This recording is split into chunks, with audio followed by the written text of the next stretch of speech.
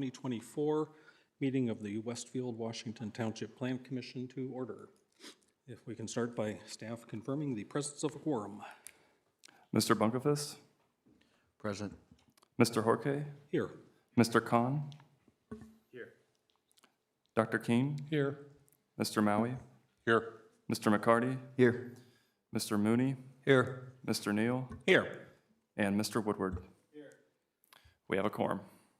Excellent. Full house. There are no changes that I'm aware of to the agenda. Unless staff has something to bring up, we'll move on to the approval of the minutes of our January 22nd, 2024 meeting. Is there a motion regarding the minutes? Motion to approve. Second. Motion by Victor McCarty, seconded by Mike Neal, correct? We're all here, so we can do this on a voice vote. Is everybody in favor of approval of the minutes? If so, signify by saying aye. Aye. Aye. Anybody opposed? Anybody abstaining? Minutes are approved. If staff would now please review the rules of procedure for tonight's meeting, which is exclusively public hearings. Yep, so this evening we have 5 public hearing items, so we just wanted to cover a few rules of conduct. So please do not disrupt the proceedings in any way. If you need to have a private conversation or discussion, then we ask you to please quietly exit the room. Please silence your devices at this time. If you must answer them, then please quietly exit the room. If you are attending in person and wish to speak in regard to a petition scheduled for a public hearing this evening, then please line up along the west wall once the public hearing has opened for that particular petition item. Please sign in with the speaker sheet, which is located right here as you approach the podium. For efficiency purposes, we ask that those representing a group speak first. During your comments, please state your name, address into the microphone for the record, and we ask that you do not repeat previously stated comments. Your presentation will be timed, and you'll be advised when there are approximately 30 seconds remaining. If you are not attending in person, comments regarding a petition, they should be emailed to planners@westfield.in.gov with the petition name or number included in the subject line. Those comments will be forwarded to the Plan Commission members and the petitioner. We would like to remind everyone to please speak directly into the microphone so your comments can be put onto the record. Also, please mute your microphone when not speaking. If you come up to the podium to speak, please ensure that the microphone is on as indicated by the green light on the base of the microphone. Just a few more procedures for public hearing items. To start, the department will summarize the petition. Then the petitioner will be given up to 15 minutes to present to the Plan Commission. The president will open a public hearing. Individuals in the audience will be given 3 minutes to speak. Those representing a group will be given 5 minutes to speak. Only one member of the group will be given 5 minutes to speak. For efficiency purposes, we ask that those representing a group speak first. The public hearing will close when all interested members of the audience have had a chance to be heard and all emails received during the meeting have been provided to the Plan Commission members. The petitioner will then be given up to 10 minutes to respond to comments without interruption. The Commission will follow with any comments, questions, or concerns regarding this petition. This may include additional discussion with the petitioner. And also this evening, we do not have any items of business, so that concludes our rules of procedure for this evening, so we can carry on. Thank you. Thank you.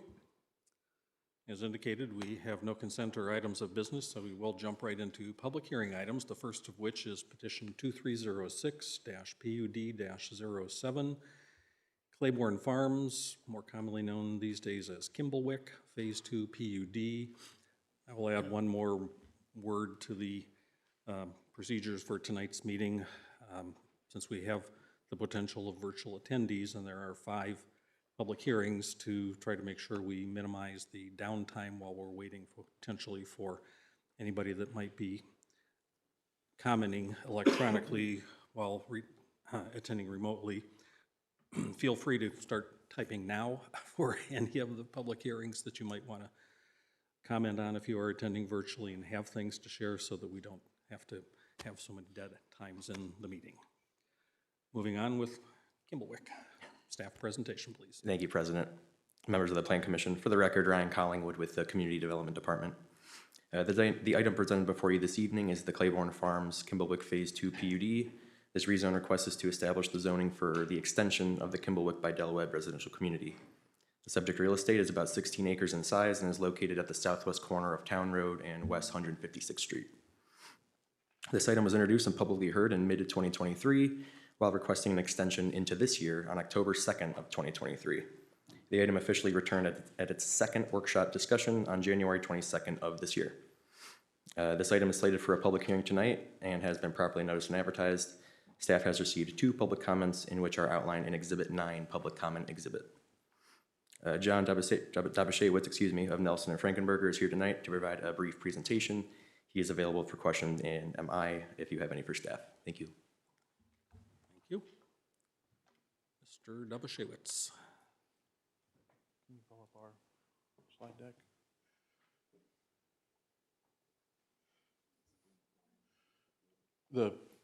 The petitioner presentation slides.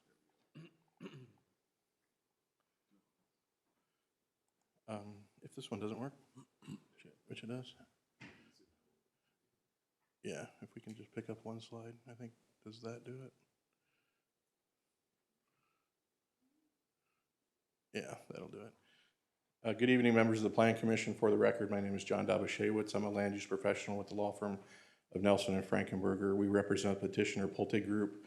On behalf of Pulte Group this evening are Rex Ramage and Melissa Gerard, as well as Jim Schinover, an attorney with our office. As the Planning Commission will recall, we did present this matter to the Planning Commission at your last workshop meeting, just as a refresher to the information that was presented to the Planning Commission for public hearing last June. In addition to that, the matter was in front of the Planning Commission Workshop Committee at their July meeting, at which time Pulte took a step back and considered modifications and revisions to the plan, but predominantly the plan is still the same. In the last several, staff asked us to renotice for the hearing this evening. We did that, and the Planning Commission has received a couple letters. In addition to that, Rex Ramage with Pulte has been in communication with the Andersons, family to the north of the Andersons, as well as Height, the property owner to our north and to our east, in relation to this request. But just as a quick refresher, the property, which is the subject of this evening's request, is about 16 acres in size, and it's adding on to the existing Kimblewick, which is outlined here in yellow. The 16-acre subject is outlined in orange. This is just a zoom in of that same concept plan. This was the plan that was presented for public hearing last year, and modifications have been made to this plan, so I won't focus on there, but you can see these fan-shaped lots closer to the north perimeter with no pedestrian connectivity over to Town Road. The revised plan looks like this, and it's a total addition of 44 lots, but a net 24 over the number of lots permitted within the Kimblewick development overall PUD today. So the density, while it goes down modestly, is like in the hundredths of a unit per acre, but it is still less dense than the overall approved Kimblewick plan unit development. You can see here there's a pedestrian connection that'll ultimately service over to Town Road, but in the interim that's going to be used for construction traffic. Additionally, a modification that was to pull the pedestrian path that's along Town Road behind the lift station, because there's very little room, if any, between the fence that's at the lift station today and Town Road, so we pulled that behind the lift station to connect up to the property to the north, which could be extended in the future across those parcels to get up to 159th Street. Additionally, the fan lots went away in favor of a plan that goes east-west. For those lots, there's a lot of activity, mostly in the rear yards. Those side yards don't have much activity in them, so there'll be less lighting, less interaction in that space to the north. Additionally, as I indicated, Pulte had communication with the Andersons, who are the owner to the north. You can see the green dots here and a blue line. The green dots and blue line represent plantings as well as stormwater infrastructure that Pulte is agreeable and has included in the ordinance to install. One thing with regard to the stormwater infrastructure, the Andersons identified to Pulte and Rex that they had an existing problem or condition with regard to stormwater on their site. So this additional stormwater infrastructure was exclusively to serve them and tie them into our network of stormwater infrastructure It's not a requirement of the ordinance today, so if the property was developed, Pulte wouldn't have to do that. But again, the Andersons identified that concern about a water problem on their lot, and Pulte has responded accordingly.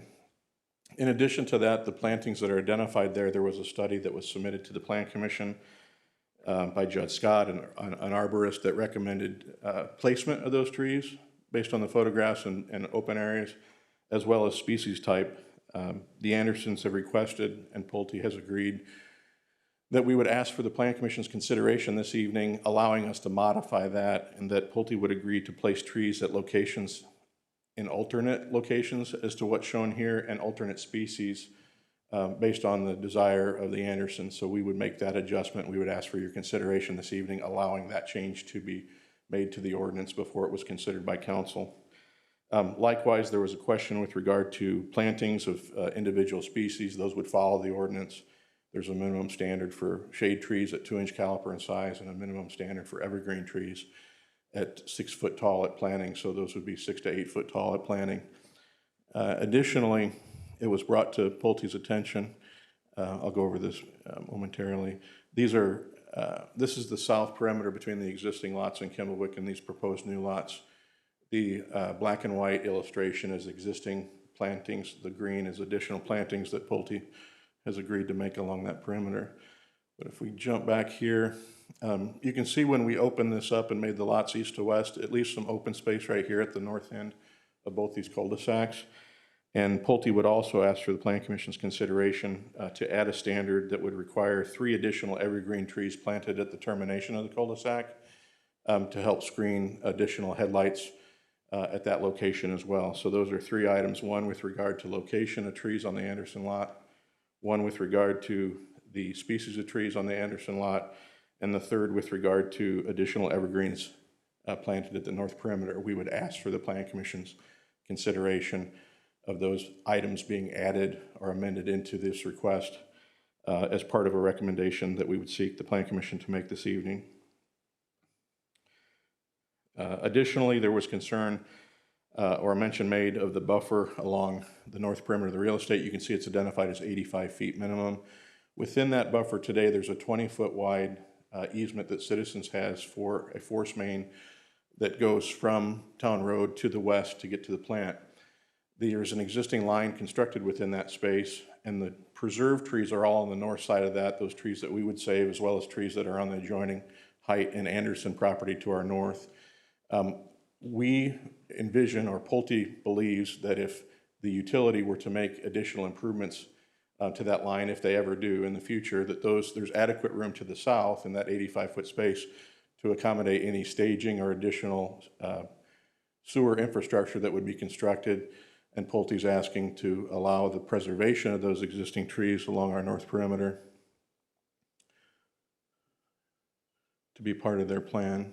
I'm going to go back to there's the updated plan. So along this space, you can see that dashed line. That dashed line represents the existing sanitary easement, and all the trees that you see out there today are north of that existing pipeline, or not pipeline, rather stormwater or sanitary infrastructure. So with that, we would ask the Plan Commission to consider, at the conclusion of your meeting tonight, after the public hearing, we would ask the Plan Commission to consider making a recommendation onto the City Council. I'll conclude with that. Be glad to address additional questions the Commission may have, but of course, address any items that the public brings up this evening at the conclusion of your public hearing. Thank you. Thank you. It is 7:14, and I will go ahead and open a public hearing on this petition. Has anybody signed up to speak yet? No. Not yet.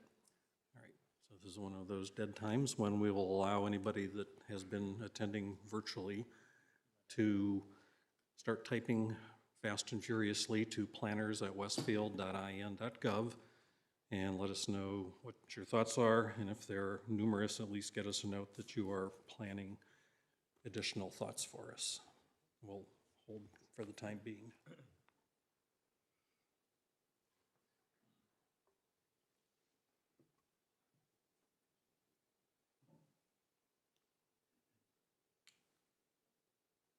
signing to speak on this or getting ready for the next one? Oh, all right. Go ahead and state your name and address for the record and share us your 3 minutes worth of thoughts. Hi, my name is Andrea Baum, and I am representing the property at 15630 Town Road, the 2 north of the planned addition. So we were one of the people that provided an email communication with the Pulte group and have had great communication with them. So we wanted to thank them for, their willingness to discuss things with us and have an open communication and idea sharing.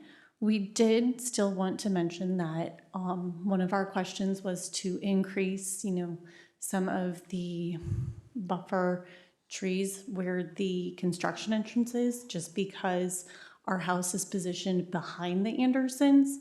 So the 12 trees, while they do help immensely, having a little bit more of a tree line there, preferably with evergreens, since there are existing trees that are not evergreens, would be helpful, as we can see the entire plot 22, which is the one just south of the construction entrance from our house, actually looking out of one of our windows. So our request is to just maybe consider having a little bit more added there, because we can see that entire property, and the Andersons' house and their garage don't cover any of that for us. So it's, they've been great working with us. We just maybe wanted to see a couple more evergreens put in there just to kind of help with the buffer. So that's just our humble request to be considered, and then to have, the communications between Pulte and us added into the record, I think as their attorney stated, before the approval was given. So it could be, or if, all are agreeing, with the additional considerations. So that way it's in the legal aspects. So thank you very much. Thank you. Is there anybody else present? We have one more. Okay.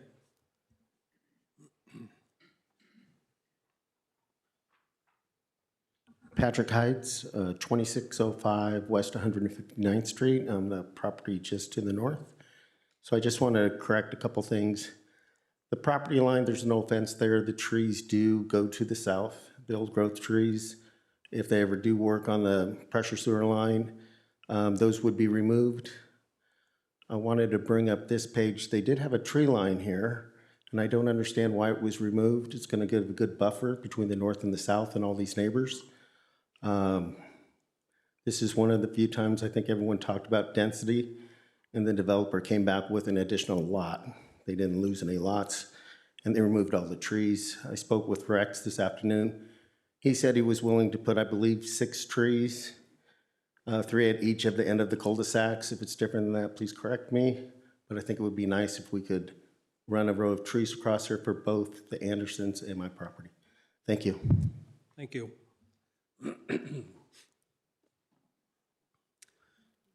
That's all we have for now. Okay, and I assume the inbox is not populated at all? Yep, I don't see any emails. No. All right, then I'm going to close the public hearing at 7:18 p.m. And if the developer would care to respond to any of what we've heard so far, and we'll open the floor for Plan Commissioner comments as well. Thank you, Mr. Horke. 2 items. One, with respect to the comments from the BAME, and I apologize if I mispronounced the last name. This is the Anderson property, and the BAMEs live to the north of them. And I think I can go back to the, there it is. So the, do we have a blow up? We don't have a blow up that gets there. Mr. Heights lives here. Approximately, the home sits about 2 football fields away to the north. I think I had an exhibit here that was, there it is. So Heights lives here. There's a new home constructed on this parcel right here. So the 1,270 feet was from the prior home that I believe Mr. Heights sold last year. And then I believe he built a home on this lot. So you can see our space there. And then BAME lives here further north than the Andersons. This is then an Anderson's parcel. So in regards to what we heard this evening, Pulte's agreed, and we would ask for the Plan Commission to offer its recommendation to the council with, I'm trying to get back to there, we can show you. This is the location that Ms. Boehm had referred to, north of Lot 22. We would propose to add 5 additional evergreens in that location. And then we would also propose to add 5 additional evergreens on the other side of the development in the vicinity here along the Heights property. What you see here, and it's hard to tell from the aerial that we have spaced right there, and I can try to go to another exhibit. The Anderson property is heavily wooded as well as the property to the north. In addition to that, the Anderson's home, garage, and potentially, as I understand it, there's a potential that they have for building another barn, but that's not our decision, that's theirs in the future. That would further price from screening to the parcel to the north. But nonetheless, this is the location along here that Pulte would agree to 5 additional evergreens, 5 more over here, and those are in addition to the evergreens that we would plant at the termination of the cul-de-sac, just to provide additional screening and buffering. So there were 3 items that I previously mentioned to the Plan Commission that we would request your motion to include in your motion. There are 2 others. One is with regard to the additional landscaping I just noted, 5 additional evergreens in 2 locations to a total of 10 evergreen trees. The other was with regard to that pipe, the stormwater pipe that's located here. Our ordinance today says it should be in substantially that location. If we agree with the Andersons on an alternate location, and we'll write this into the ordinance, we want to be able to do that. We won't have to come back to the Plan Commission and Council to say, hey, we changed this, and now we're going to have a public hearing on what we and the Andersons, Pulte and the Andersons may agree on. So that would be item 5. 1, 2, and 3. 4 is the 10 additional evergreens. 5 is the ability and amending the ordinance to locate the stormwater pipe at an alternate location. So, thank you. Thank you. Commissioner comments, questions for petitioner or staff? Mr. President, one of the items that one of our citizens mentioned was why that tree line was taken out. Could you address that? I know we talked about it at the workshop, but I don't know if they heard. So last May is when that exhibit was put together, and that was before they had Judd Scott out on site and evaluated the condition of all the trees along that north perimeter. And those trees along the north perimeter would satisfy the more than satisfy the planting requirement of new trees. So the idea was preserving existing trees rather than planting new trees. And if I remember correct, you also had mentioned that in case citizens comes through there to do that work, that all that new trees, if they were added, would have gotten potentially ripped out because it's close to the easement. Is that my understanding from the workshop that we discussed? Yes. 2 weeks ago? Okay. I just want to make sure, because he asked it and I didn't hear you address it, so I just wanted to make sure that. Yeah, it would come south of that where they put it today. Yep, thank you. Jump in, please. I have a question, John. This may be for you or maybe for the city. We talk about evergreens, we talk about additional tree plantings. My eye test as I drive around a lot of the new developments is after about 2 years, 50% of those are dead. Whose responsibility is it to redo the plantings and the landscaping, and how long does that responsibility end or go? Yeah, so within the UDO, it's typically 1 year. After that, it would be a code enforcement item. So when a development is proposed, we go out to the site, complete a final zoning inspection, we sign off on the project. Typically for 1 year, the trees have to be maintained under warranty. Anything beyond that would be a code enforcement measure. With the piggyback on top of that, through the development process that'll last 2 to 3 years, it'll be Pulte. And then ultimately, when Pulte transfers over the common areas to the HOA, it becomes an obligation of the HOA. So let's say, for instance, one of the owners to the north, there's a couple dead trees, they've been there a while. They would call the city, and the city would go out and inspect it, as indicated, a code enforcement issue. That sounds a little rough, but they'd get an email from, or a letter from staff indicating the deficiency and a timeline for which they would replace it. It's not going to be like 10 days from then, but typically they'll give an HOA 6 months to plus or minus to allow that, because HOAs have reserve funds for landscaping, and they typically do that in the springtime. Thank you. Just one more thing to add. We do require performance bonds for landscaping now as well. So all the landscaping improvements in common areas would have to be tied to a performance bond. That bond is only released upon installation of all that landscape to the city's satisfaction. John, I've got a question for you. So was the existing tree line that's being left,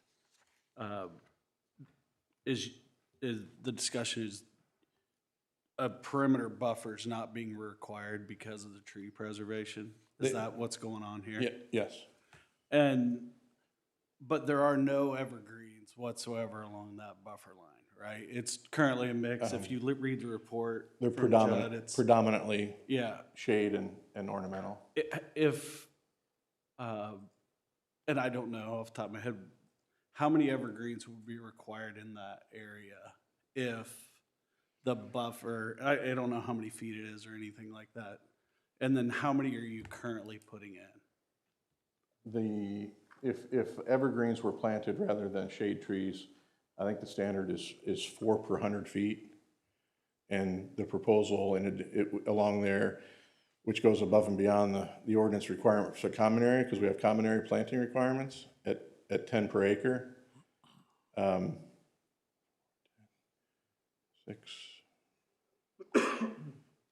15 additional evergreen trees would be along that north perimeter. Should be. Well, this is what we're proposing. If it was just a standard buffer without the preservation of existing trees, Yeah. it would be 4 per 100. And I don't have off the top of my head how many feet I that guess is. to make it short, I'd like to see us meet that, at least meet that, if not more, right? That we're taking care of that buffer requirement. Because what I've found over the years is that those trees typically don't last as long once a sanitary main and site work and drainage occurs.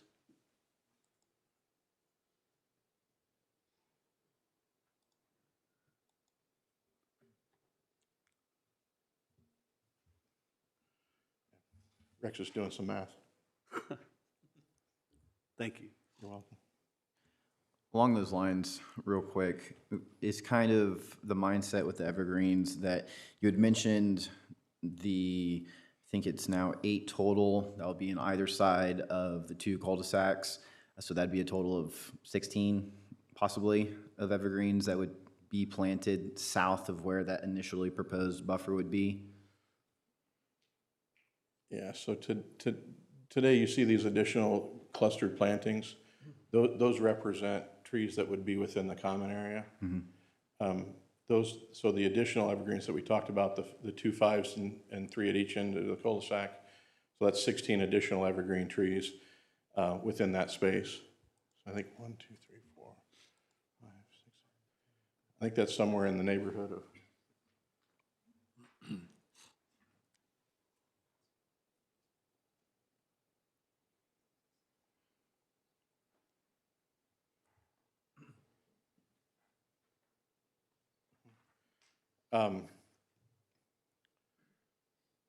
To Mr. Woodard's comment, Pulte would agree that the aggregate number of evergreen trees that we've talked about along that north perimeter would be satisfied per the UDO requirements as a buffer. So if 4 per 100 and it's approximately 800 to 900 feet of frontage, so let's just say it's 1,000 for my math's sake right now, that's 40 evergreen trees. So the 10 additional that we talked about and the 3 at the end of the cul-de-sac, those would all qualify as that. So we'll write into the ordinance that we would meet the evergreen planting requirement along the north perimeter, which would be approximately 24 additional evergreens above and beyond what we've talked about this evening.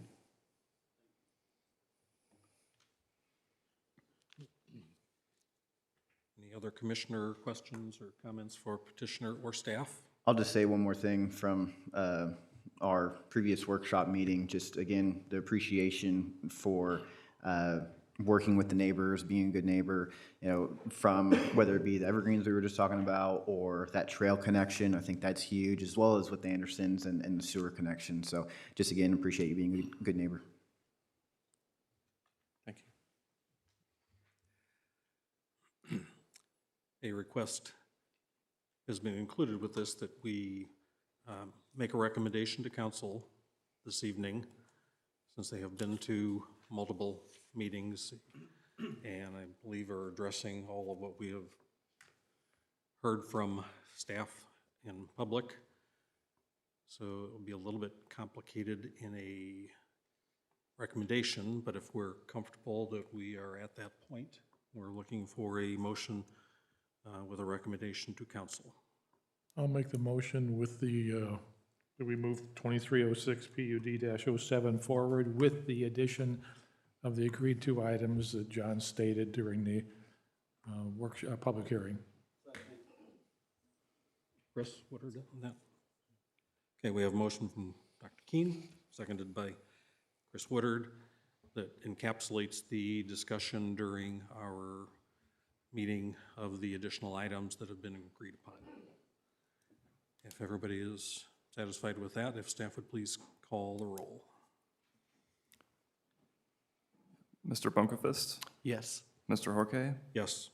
Mr. Khan, Yes. Dr. Keen, Yes? Mr. Maui, Yes. Mr. McCarty, Yes. Mr. Mooney, Yes. Mr. Neal, Yes. and Mr. Woodward. Yes. The motion passes. Excellent. Thank you for your time. Thank you.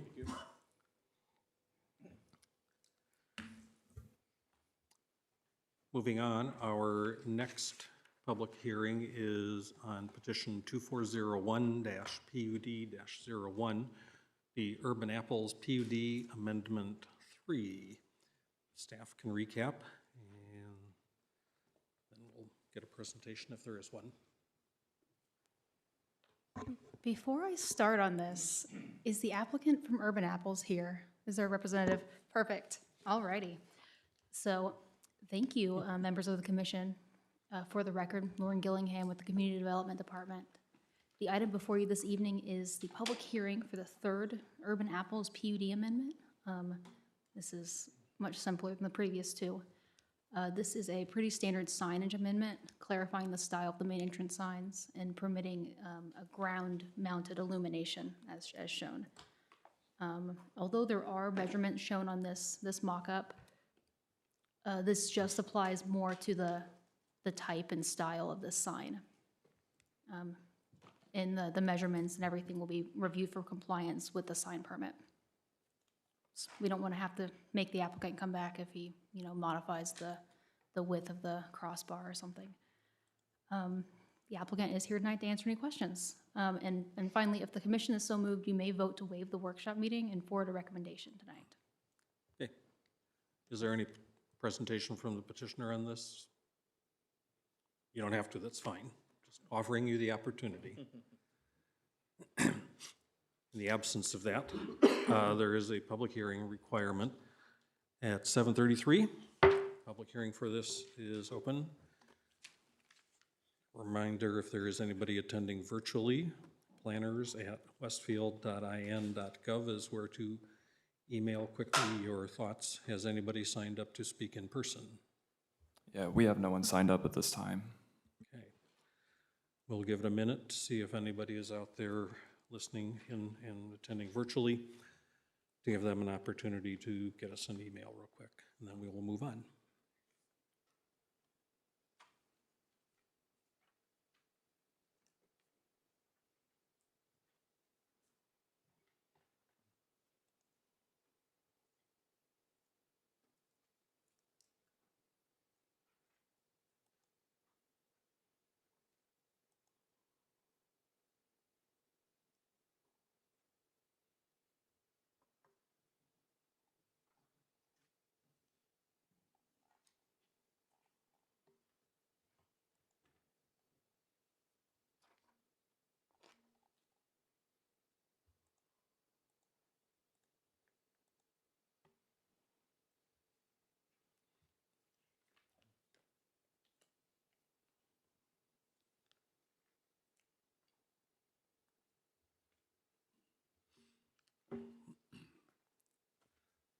We haven't received any email correspondence yet. I'll go ahead and close the public hearing in a moment.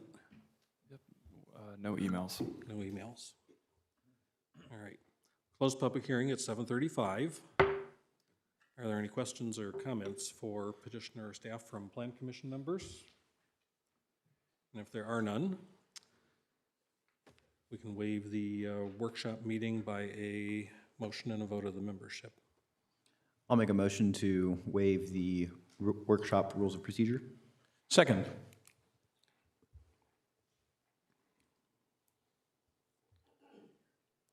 Okay, we have a motion and a second to waive the workshop meeting. Who called the second? Vic- There we go. Mike. Okay. I don't know everybody's voices quite yet, so. Thank you. I'll waive my arm next time. Yeah. Okay, It's like reporting eligible. Yeah, right, yeah. so, Mr. Horke, Yes. Mr. Khan, Yes. Dr. Keen, Yes. Mr. Maui, Yes. Mr. McCarty, Yes. Mr. Mooney, Yes. Mr. Neal, Yes. Mr. Woodward, and Mr. Bunkofist. Yes. Okay, so the motion passed to waive the workshop. I make a motion to send a favorable recommendation on to the city council for 2401-PUD-01 Urban Apples, PUD Amendment 3. I, William Bunkefist, will second that. Okay, thank you. Jumping right in here and moving along. So we have a motion and a second for a favorable recommendation. If staff will please call the roll for this. Yep, Mr. Horke, Yes. Mr. Khan, Yes. Dr. Keen, Yes. Mr. Maui, Yes. Mr. McCarty, Yes. Mr. Mooney, Yes. Mr. Neal, Yes. Mr. Woodward, and Mr. Bunkofist. Yes. That motion passes. Okay. Moving on. Our next public hearing is petition 2402-PUD-02, the Ravinia PUD. If staff will please present, and then we'll entertain the petitioner's presentation. Thank you, President. Members of the commission, for the record again, Ryan Collingwood with the Community Development Department. The item presented before you this evening is the Ravinia Plan Unit Development District. This rezone request is to establish the zoning for a new residential community. The subject real estate is about 80 acres in size and is generally located at the northeast corner of Eagletown Road and West 166th Street. The residential development is proposing 3 residential districts, with each district exhibiting differing lot sizes and home types. The PUD proposal outlines as many as 190 single-family lots. The petition had its council first reading on January 29th and is slated for a public hearing in front of the APC tonight. The petition was properly noticed and advertised, and staff has received 8 public comments, in which are compiled within Exhibit 10, the public comment exhibit. John Dabashewitz of Nelson and Frankenberger is here tonight and intends on making a presentation. He is available for questions, as am I, if you have any for staff. Thank you. Thank you. Mr. Damashewitz, you're up again. Thank you. Again, for the record, John Dabashewitz, a land use professional with the law firm Nelson and Frankenberger. As it pertains to this request, we are representing Platinum Properties. As indicated by staff, Platinum seeking a change of zoning application to allow for the creation of a single family. I can do this. There we go. You know what? Let's zoom in on that because it's more difficult to read. These slides are attached to the agenda, so you can look at that at the conclusion of the meeting, but for the purposes of presentation, we wanted to include that. The change of zoning request is for a single-family residential community. It's going to be known as Ravinia, and Ravinia includes a total of 80 acres. Let me zoom up there. So the property exists there. It's located on the north side of 166th Street, east of Eagletown Road. The neighborhoods which exist, and you can see the lot lines there. To the west, on the other side of Eagletown Road, is Westgate. To our north are lots that are platted within Westgate, and to the east are lots that are platted within the Midland neighborhood. That Midland neighborhood was developed and zoned as part of the Ackerson Farms PUD several years ago.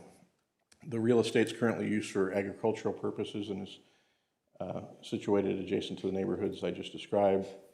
Both agricultural and residential uses, in addition to those 2 neighborhoods that I just mentioned, are located to the south. So there's one home to the south of 166th Street that's located right here.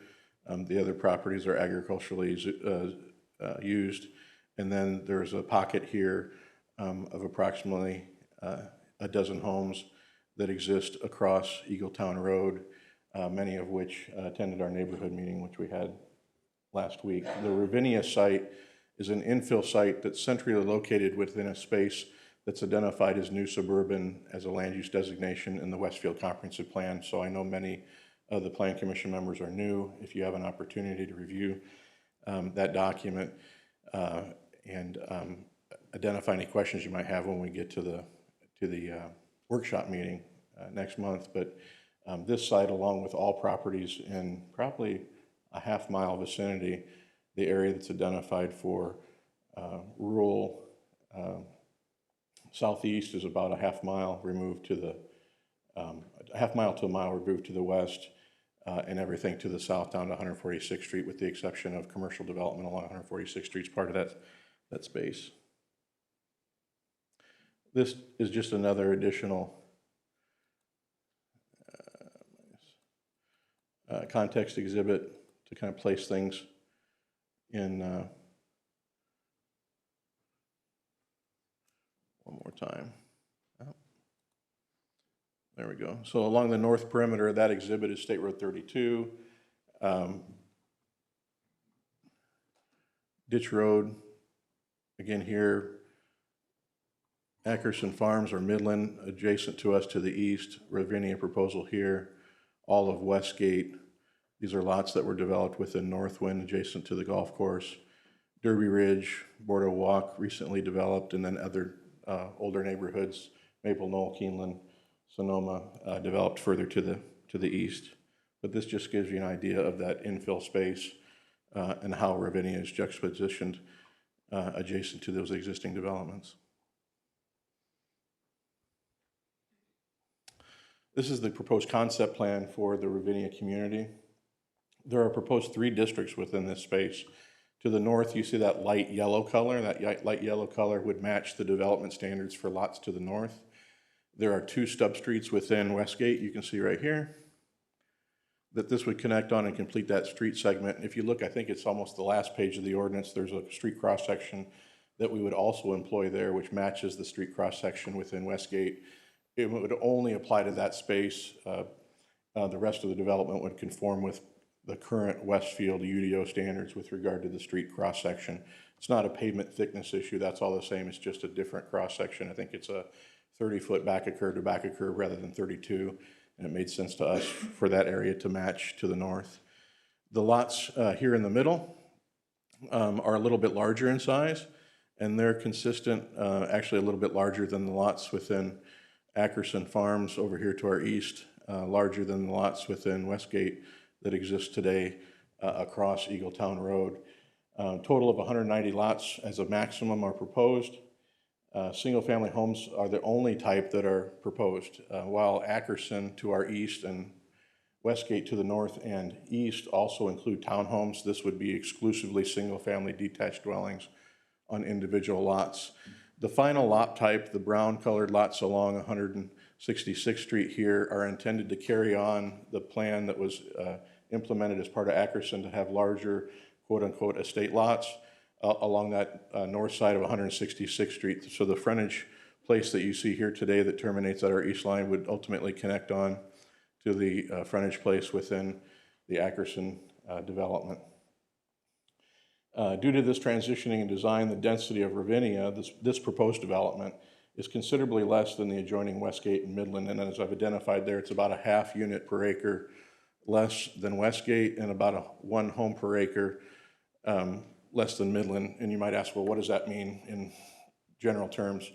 It's 80 acres today, and it's a 1 unit per acre less than what's identified or developed within the Midland community. So we would have to add 80 homes on this proposal to make it the equivalent of what's to our east and adjacent to us, and we'd have to add 40 lots to this design to make it consistent with Westgate. So we're doing transitioning from north to south, east to west, and picking up the larger lots along the south perimeter, which has resulted in this plan, which is just over 2 homes per acre, where the adjacent developments are about 3.5 and 3 homes per acre, respectively, with Midland and Ravinia, or Westgate rather.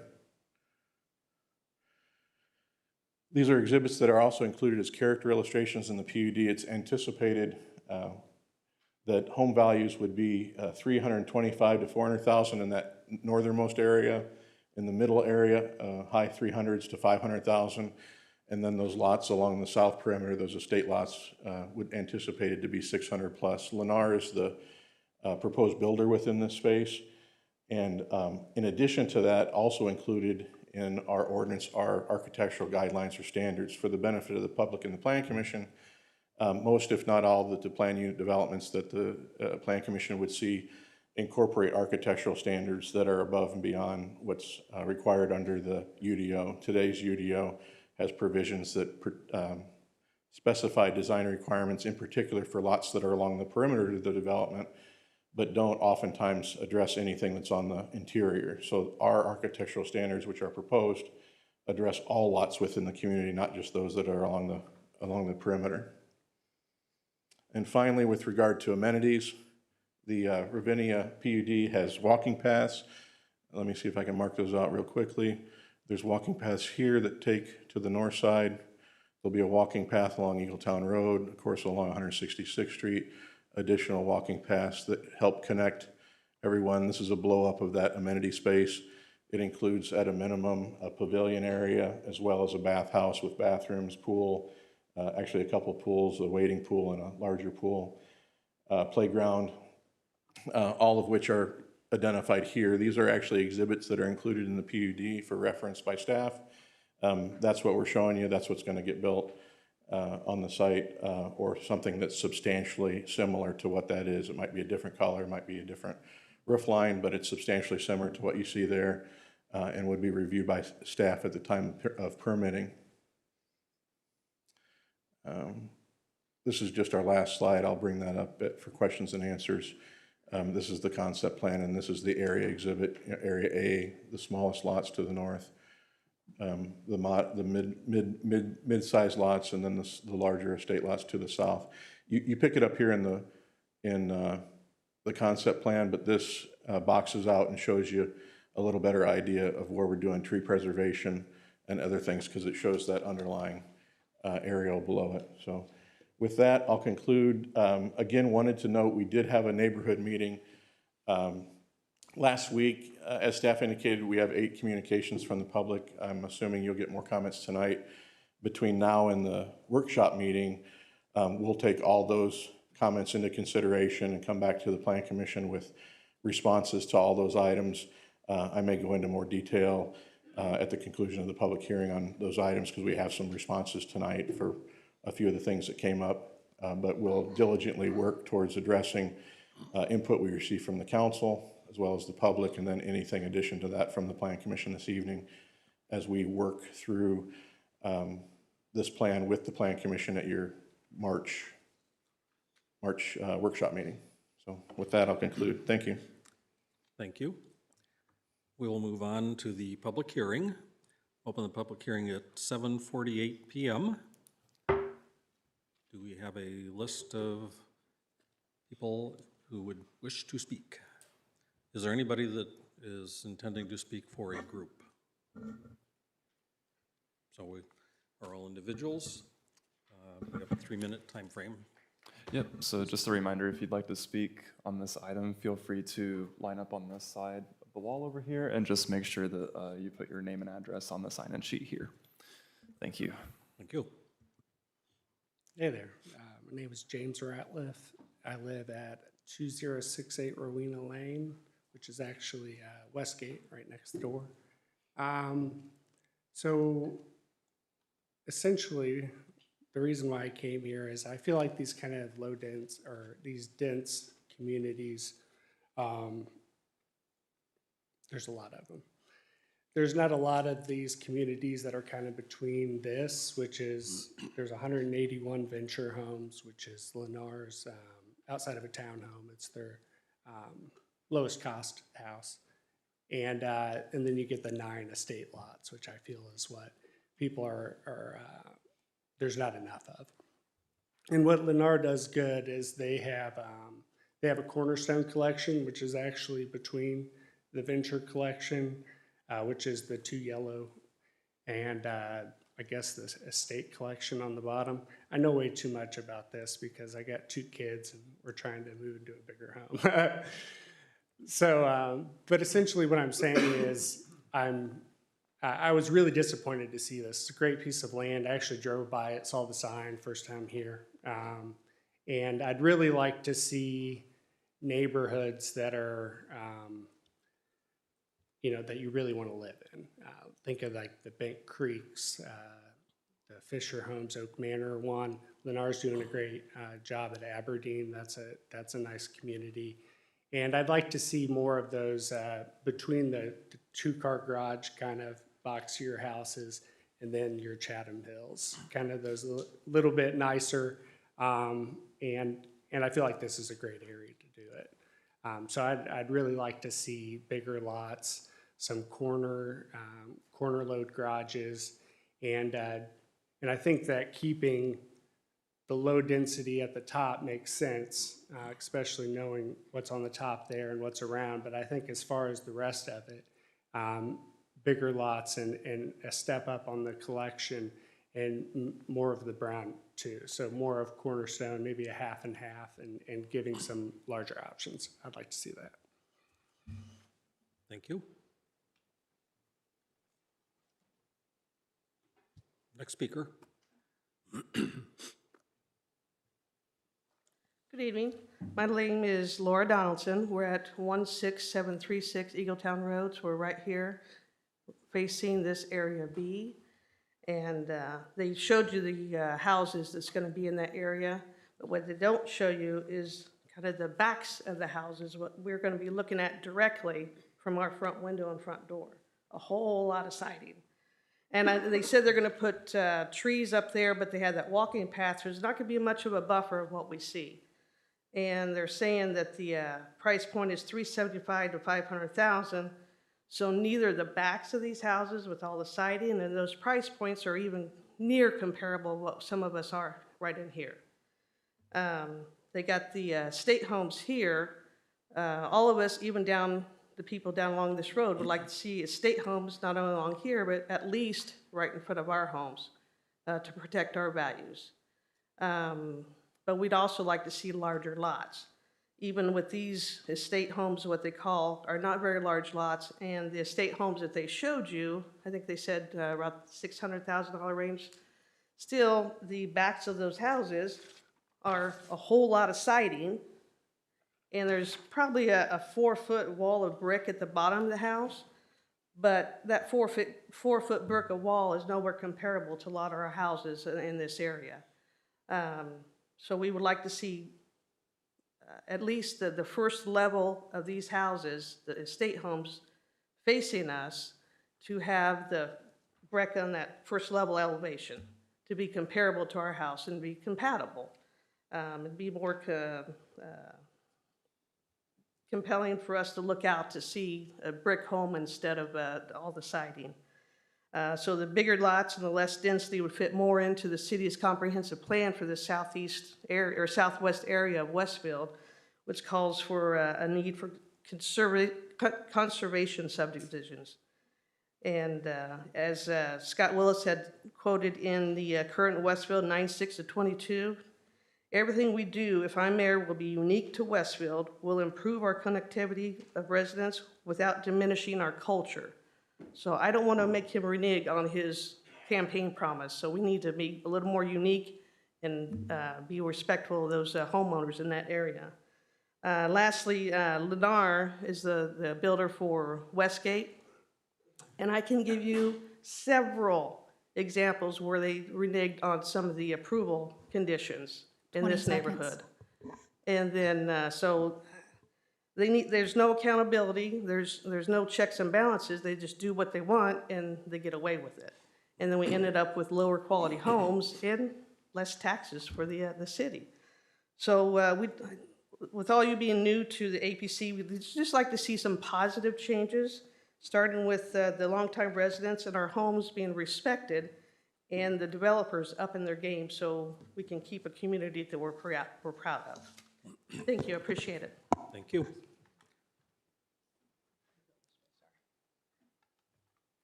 Next speaker. Hello, my name is Adam Goodnight. I live at 955 West Eden Bridgeway. My parents actually live right on the corner of 166 in Eagletown. They've lived there for a little over 20 years now. As the petitioner noted, this area was originally designated as new suburban with the intent of allowing new development while being mindful of those larger residential lots and properties that were already there. While the Ravinia proposal attempts to match lot sizes on the north and east corners to complement the adjacent developments in the works, it does nothing to accommodate anything on the west side of it. Larger estate lots are shown along 166th Street frontage where one home exists on the very southwestern corner, about right here. The rest is just empty fields currently. But again, it does nothing to kind of continue these around to better match what's already existing. I was able to talk to some of those in attendance at the neighborhood meeting. Most voiced the same concerns: too many small lots, too much visibility of the backs of the proposed homes. It's not too late to kind of improve this proposal and incorporate changes that will have a positive impact for those living inside and outside of Ravinia. I would suggest that the following changes should be made. Extend the larger estate lots down Eagletown Road at least until where the larger lots kind of end and Westgate begins. It would be a better fit and more of a transition from, these larger 3, 2, 3, 4 acre lots to this neighborhood. Raise the minimum height of the standard landscaping mound or berm requirements from what I believe is 3 feet per the UDO, is what I was told, to at least, something like 6 feet along this stretch of road. There wasn't anything that was really noted as far as landscaping in the presentation. Raising that will kind of help hide the backs of the homes a little bit better. Tree preservation along Eagletown was noted. What's already existing in this area, that's commendable. However, there's pretty much fence line trees. It's nothing that's really going to be there forever. Any kind of future road expansion is going to take those out pretty quickly. And then the last part is incorporating future road expansion and enough room for a potential roundabout kind of in this area. Even though it's not noted currently, and there's no development on the south side of the road, more than likely it's going to happen at some point. So just being mindful of that and kind of planning for it in the future. Thank you. Thank you.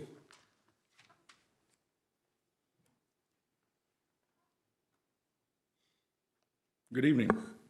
Scott Fry, 2045 West 166th Street. Sadly, I don't know many of you up there. I'm curious, though, and I know that this is not a question and answer situation, unfortunately. Curious to know, I know in the past, we've had individuals who actually lived in this area that were able to help make decisions and inform everybody else on the committee. I'm not sure if anybody on the committee currently represents or lives in this area that's going to be making decisions for this area. I would encourage you, please, after the meeting or whatever, a couple of you that I do know I'll reach out to, and please direct me to anyone on the council right now or on the board that might be in this area. It's hard to really understand what it's like if you've made an investment in this area that was supposed to be less dense, less populated. It's hard to understand what that's like and what living out there is all about if you can't imagine if you don't live there. The very first gentleman that got up here and spoke this evening, I commend him. I don't know him, but he's a neighbor of mine that lives in the Lennar community there at Westgate. He was very, very vocal that this is too crowded. This is not the area. I'd ask you guys to contemplate, where else are we going to make land? Are they making more land? I don't think they are. So we've got to do the right thing here. Merging this into what exists currently in Westgate is a mistake. It's an absolute mistake. I understand you have to buffer that up at the top, and you have to kind of mimic that a little bit, but we've got multi-acre homes everywhere else up against this. To call the lots estate lots on 166th Street is fantastic marketing. They're less than half-acre lots. They don't even match what was approved for Ackerson. Ackerson minimum was 100 feet wide. I don't recall what you said the minimum was here. I'd love to hear that again. It just does not fit. This does not fit that area. Forgive me, I'm not trying to be offensive. Lennar being built there in this area was a mistake. It just was. Let's not double down on that mistake with more high-density homes. Let's bring the best that we can to this area, larger lots. A year or two ago, we had a proposal where we had a minimum of 1 acre lots across 166th Street. Minimum of 1 acre lots going up Eagletown North, at least until we reach the Lennar development. I would think the absolute minimum, I would hope that would be the absolute minimum for a starter of a conversation. 30 seconds. Contemplate, please, I'm asking you. Contemplate. Once this is built, you can't undo it. Don't rush into anything. More rooftops is not a great thing. Do the right thing, not just a rush to get more rooftops. Please, please, please understand the neighbors that are here. Thank you. Thank you. Are there any other people in attendance tonight that wish to speak? We'll delay briefly regardless while I give the usual reminder of if there is a virtual attendee that has been prompted to want to share some thoughts, type quickly and send an email to planners@westfield.in.gov. Yeah, at this time, we've heard from all 4 individuals that have signed up. Okay. And It's 8:01, so we'll give it a minute to see if there's anybody else that has last second thought that wants to participate here in the room, or if there's an email that might come.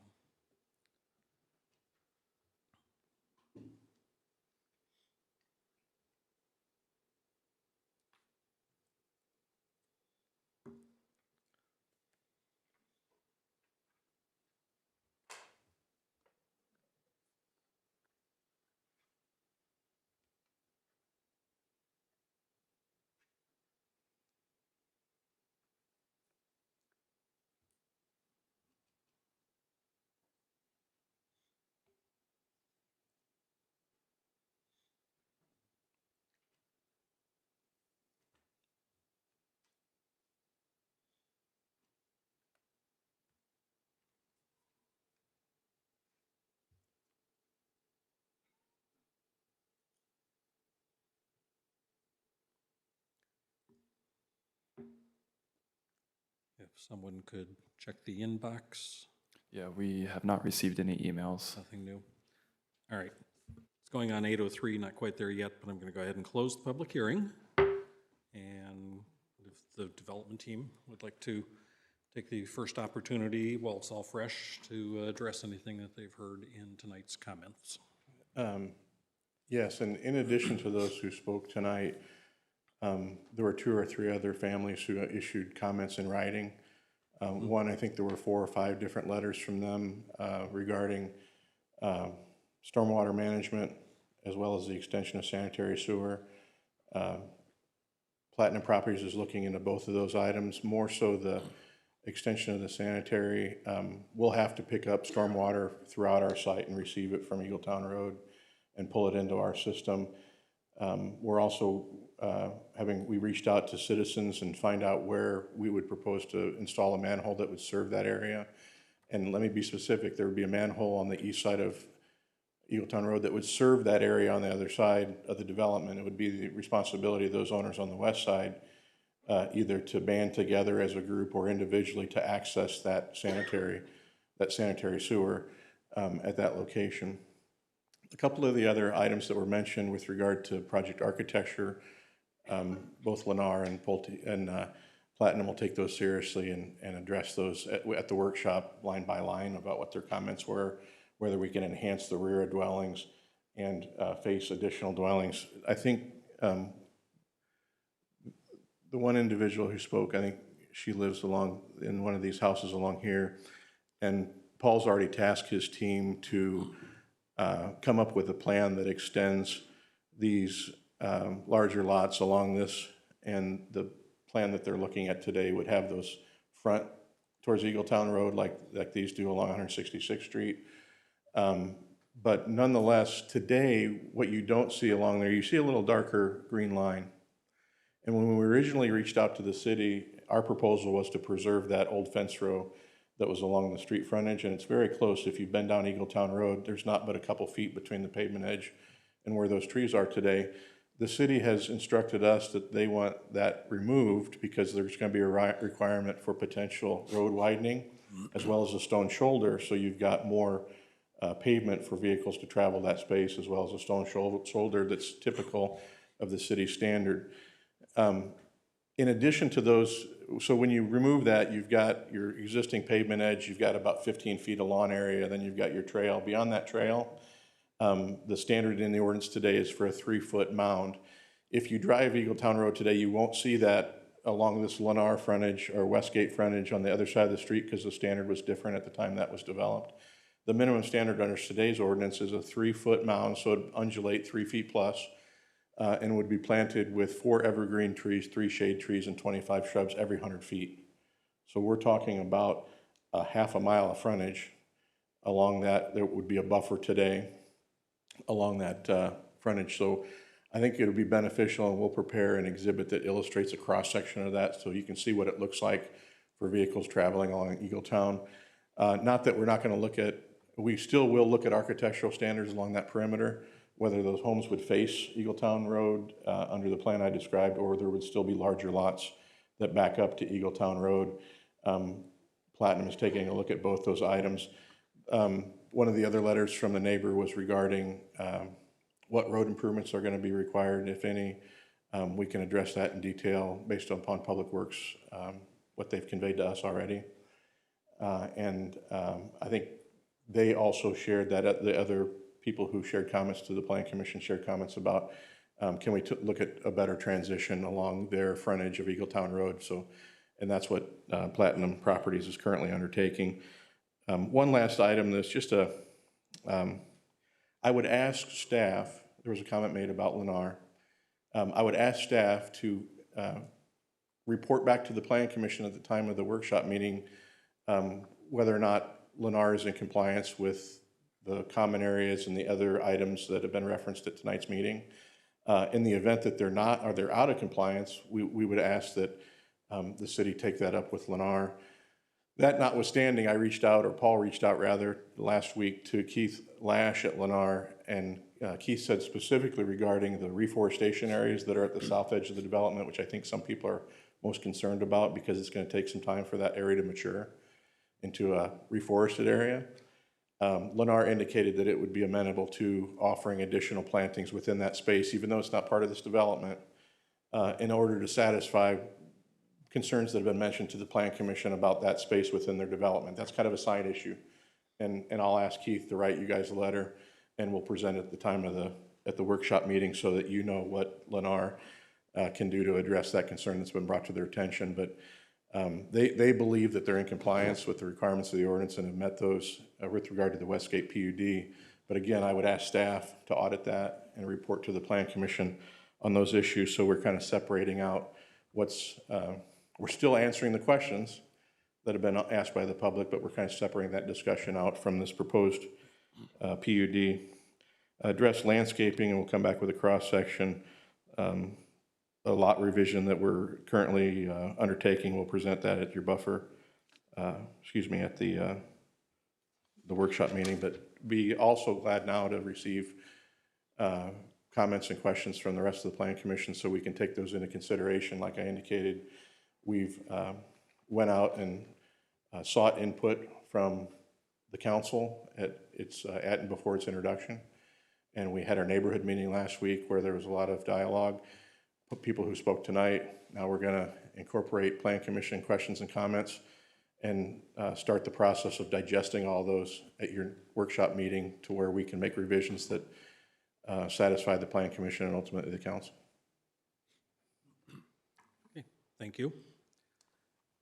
Plan Commissioner comments for petitioner or staff? Yeah, I'd like to dive into that. So, excuse me. First of all, the majority of the notes that I had taken as I prepared for this evening have already been covered by those that came forward during the public comment. So you did a nice job of picking up kind of the things that I expected to hear about anyway, and I'm sure that's not a surprise to the petitioner either on a lot of those. John, your numerical analysis is always very helpful to me, and I appreciate it. So I want to say that first. Right now, if this was before us for a recommendation, I would be opposed. So the purpose of everything I say now is to set you up for a successful workshop with us when we see you next on this. The analysis is one thing, and I think it's good, But I'd have to say, for however long I've been on this commission, I think we've always struggled with how to make these transitions between uses, if it's new suburban to rural southwest or any other transitions. And when I was driving around this area yesterday, you don't feel like it's transitioning. You feel like it's one use jutting into the other use selectively. That's probably not the right way to describe it, but it doesn't feel like it's an appreciable decrease in the density. It's like it comes across as a wall. And I know the numbers show something different and will comply, but I just go back to the way it feels we were driving around, and I know where the neighbors are coming from with all that. So what I would be expecting in this proposal eventually is much of what you heard requested this evening already. Something more like true estate homes along the south, and then going up that south half, if you will, of the western border. And I think maybe my own perspective on this is going to change, where we've tried to transition from PUD to PUD, and it's always difficult to do that because you have hard boundaries, and we're trying to be kind of uniform treatment or whatever. And maybe we need to be more aggressive with the transitions within a PUD. And this would be a prime example of that, where what you've got on the east, I'm fine. It's obviously compatible with what's to your east. But by the time you get to that southwest corner, I think it needs to look like it does across the street, which I know is going to be a pretty substantial reconfiguration there, but that's more what I'm looking for.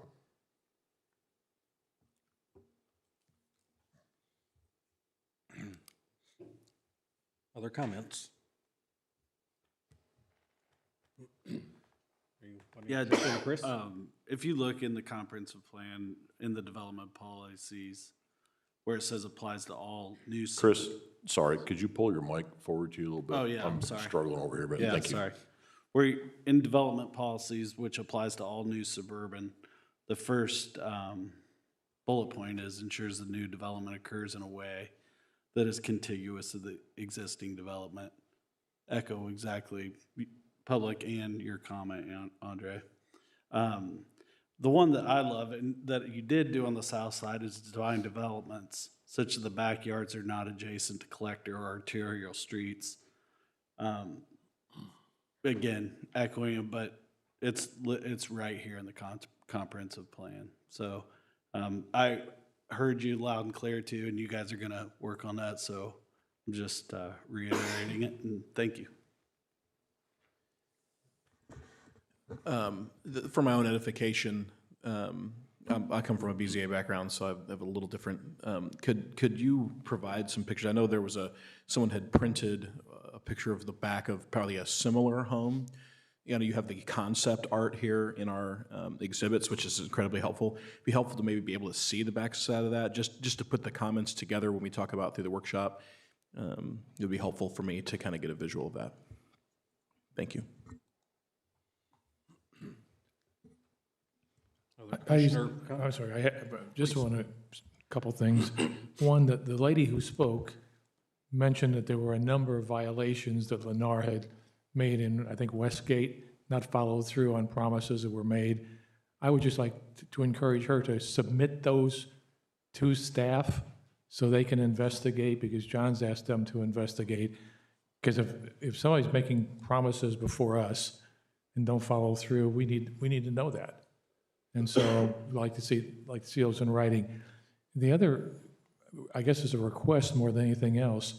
Do we have any kind of information on how many homes we have in, let's say, 150 to 300, 300 to 450, 450 to 600,000, 600 to 800,000, so that I get a feel for, are all the proposals coming through at a certain price point, or how are we doing with a pyramiding of properties? I would think our assessor could get that information for us, but I don't know if you have something available easier.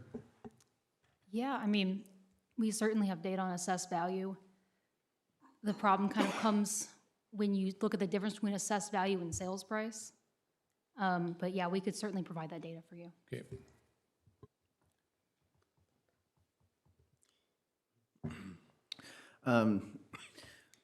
what I mentioned will probably be echoed when we talk about Winterberg as well. But first, my mind just goes straight to amenities. That I know we've discussed this a little bit in the past.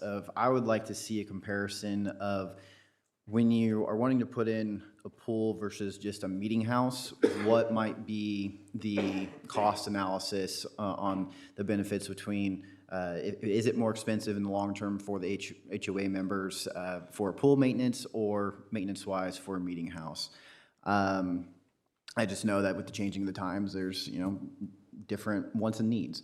But I echo the sentiments of, I think a handful of concerns would be addressed, whether it be the tree buffering, et cetera, whatever, along Eagletown Road, if we had more estate lots that were able to be a transition between whom are across the street versus the new development.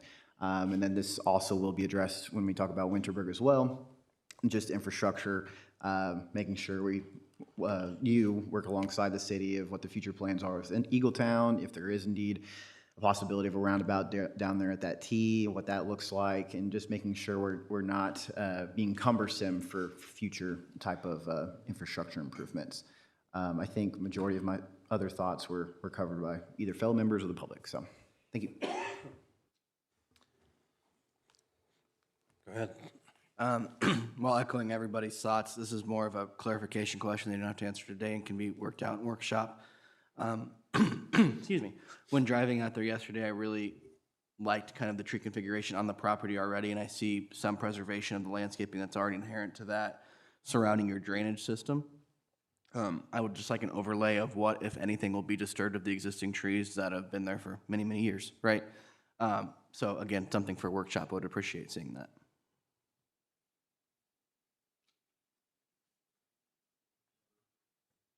Any other comments from commissioners that haven't spoken yet? I hope you've taken lots of notes.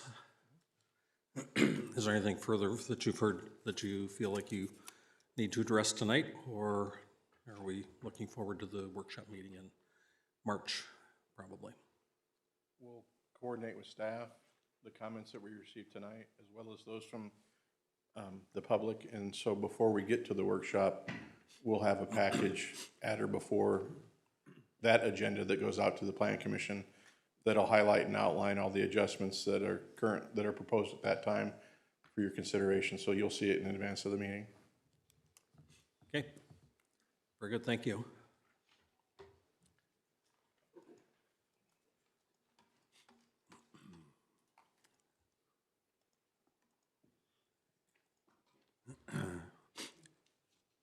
Moving on, our next public hearing is petition 2402-PUD-03, Grand Millennium PUD, it's amendment 3. If staff can provide an intro, and then if there is any petitioner presentation. Thank you, Mr. President, members of the Plan Commission. Lauren Gillingham, Senior Planner with the Community Development Department. The item before you this evening is the public hearing for the Grand Millennium Center Amendment 3.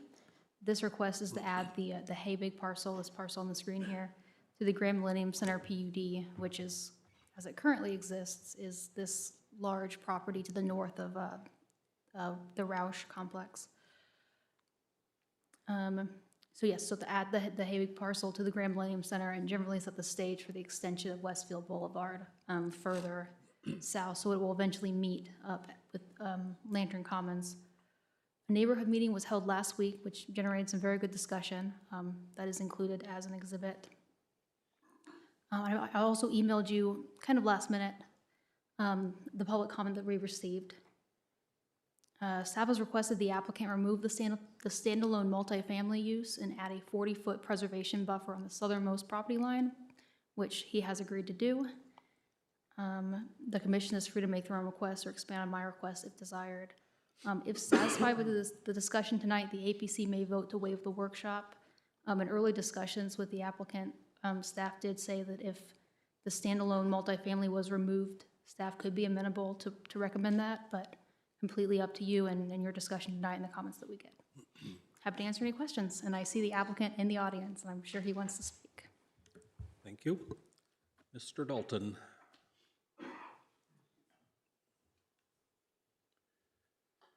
Hello, I'm Birch Dalton, 555 East Main, Edge Rock. I think I have other exhibits. Can we pull them up? Thank you for allowing me to present tonight. What we're looking at here is the Habig property south of David Brown in the Grand Millennium.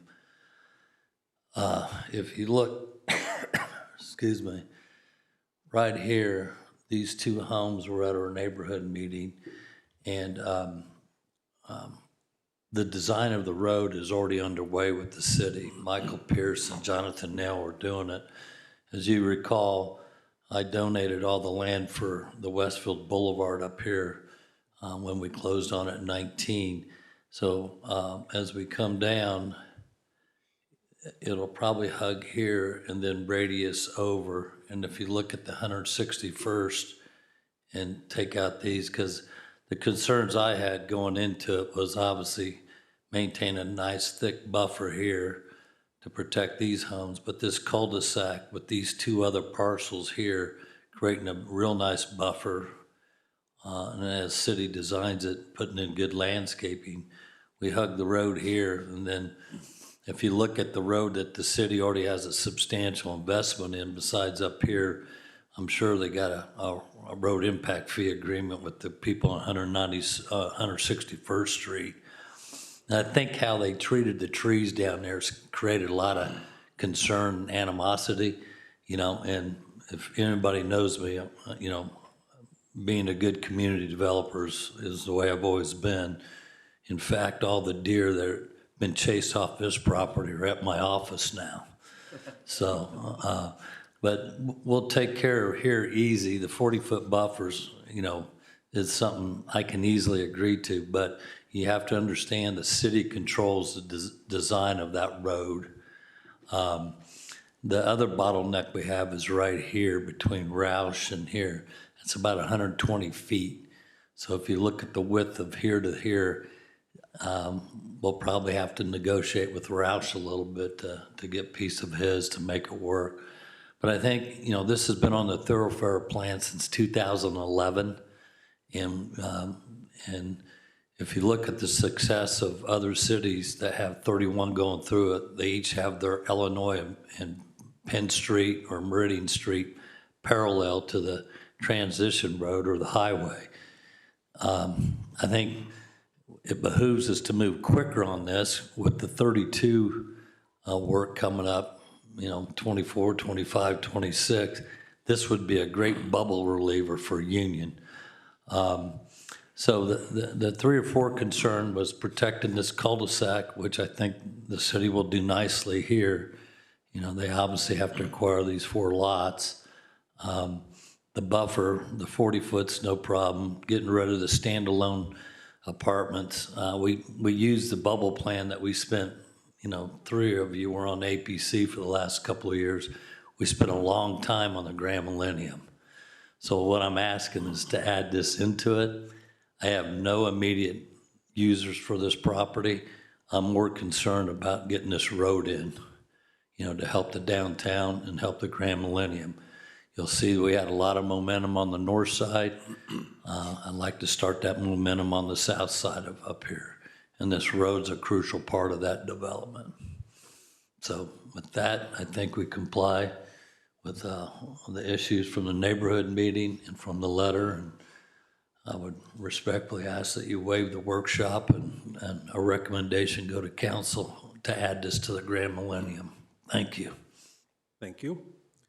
We do have a public hearing we need to open, see if there is any comment from anybody here in the room, and I'll remind right now that if there is a attendee virtually that has comments, if you haven't already emailed, send them to planners@westfield.in.gov. So I'll open a public hearing at 8:24. Is there anybody that has signed up to speak? And if not, is there anybody that now feels like they would like to speak? Yeah, at this time, we don't have anyone signed up. But we have okay. somebody coming in.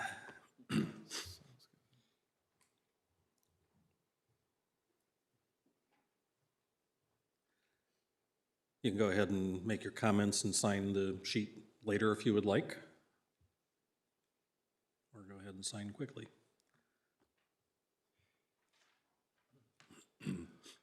Good evening, ladies and gentlemen. Thank you for taking the time. I was one If of you the could state your name and Oh, I'm address for the sorry. record, please. My name is Kevin Cada. My family and I reside at 1412 Woodside Drive. I'm that very first house with the pool next to the 4 lots. I was at the neighborhood meeting with Birch and his associate were talking. My family's and I's concern was how far would the road come swing behind my property? Speed limit.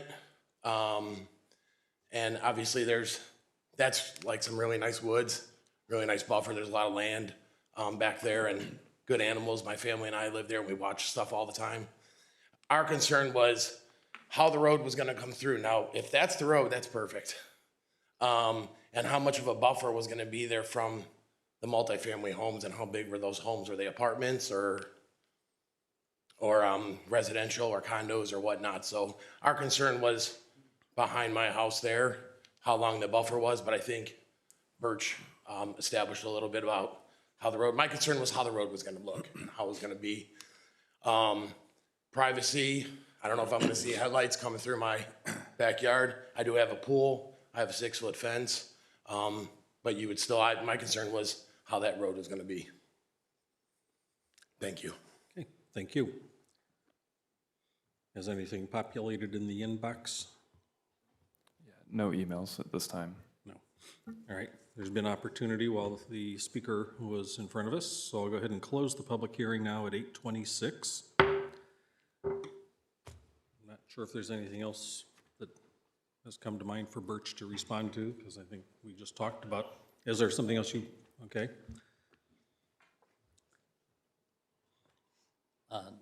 Yes, the gentleman I talked at the meeting, this is not my road plan.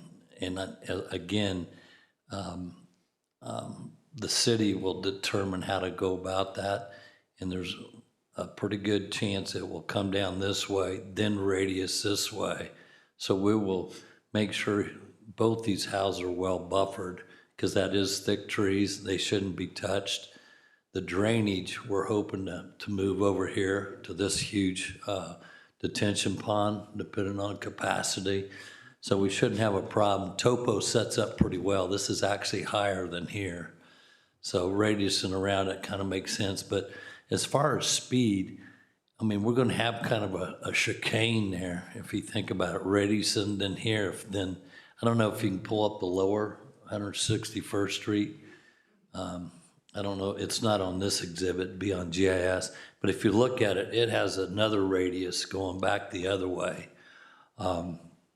So I see this as, you know, at best a 30-mile-an-hour road, and then slowing down even more so to 15 around the curves. But we'll be very respectful of all those lots, but most in particular, the 2 that would have a chance to get headlights there, if the road goes there. Where does that go when it comes down here? Do you have that GIS?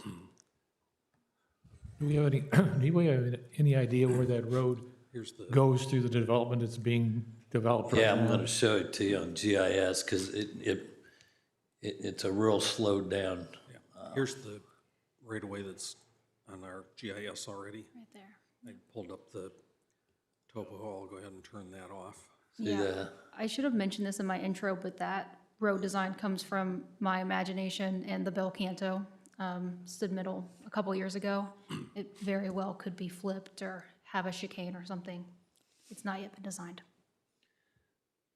And if you look at tree buffers, I mean, when we did Grand Millennium, north of the drain, we have over 100-foot buffer that we're leaving, and another 50-foot buffer on the south side of the drain.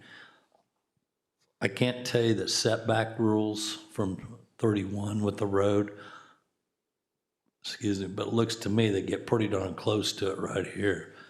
So we know it's got to go up these 2 parcels, buffer here, and my suggestion is to bend it back and then up. That gives you a developer lot here outside the road, not next to the properties. So, any other questions? Chris? Yeah, you gotta get on the mic, Woody.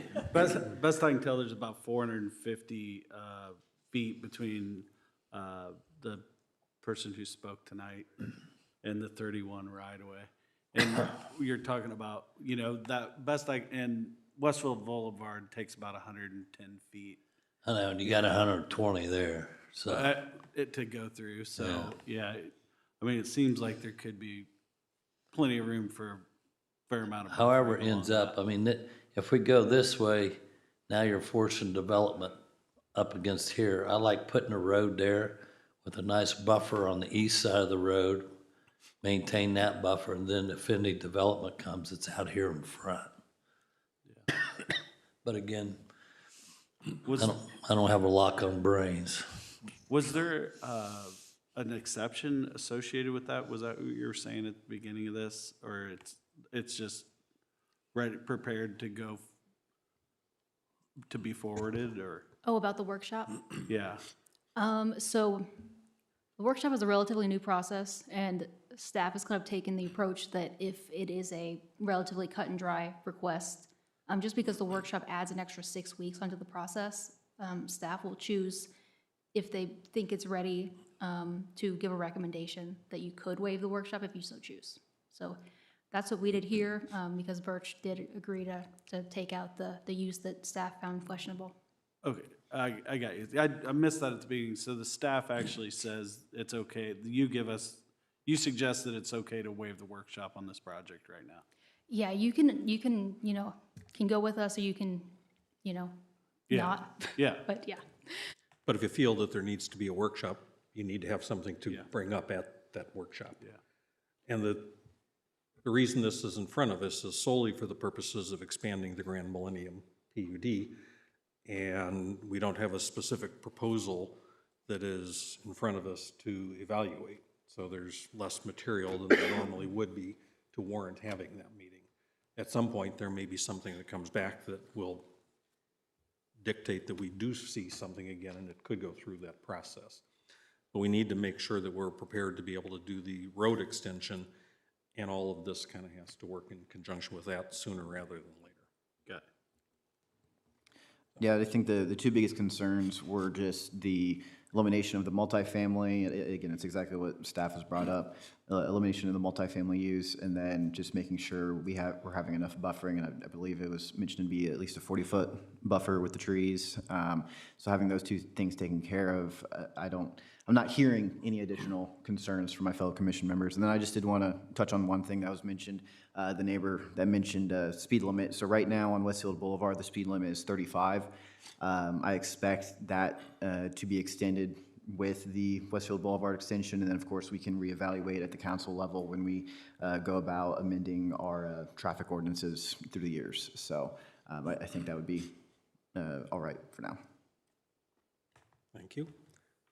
Any other commissioner questions or comments for staff or the developer?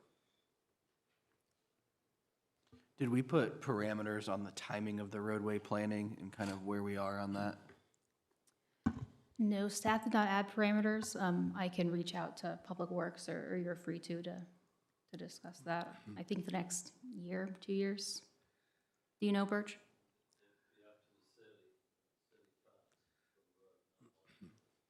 Yeah.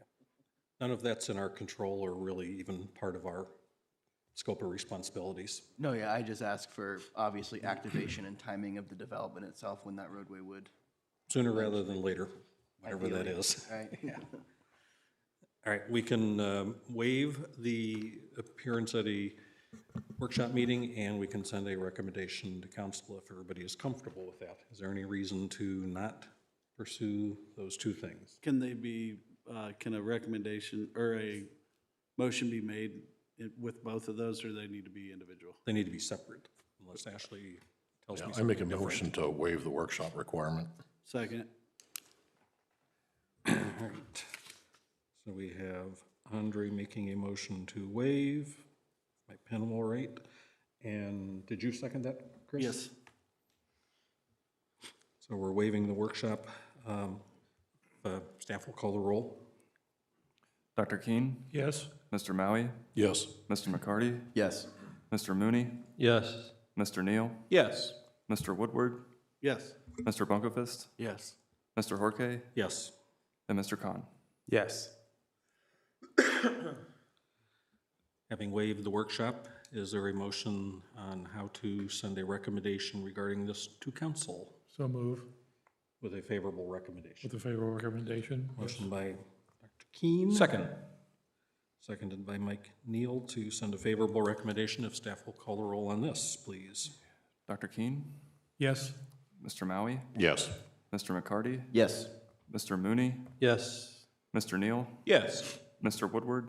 Yes. Mr. Bunkelfist? Yes. Mr. Horke? Yes. And Mr. Khan? Yes. That motion passes. Okay. Very good. Moving on to our last public hearing. Petition is 2402-PUD-04 Winterberg PUD. We can have a staff presentation and then developer petitioner comments.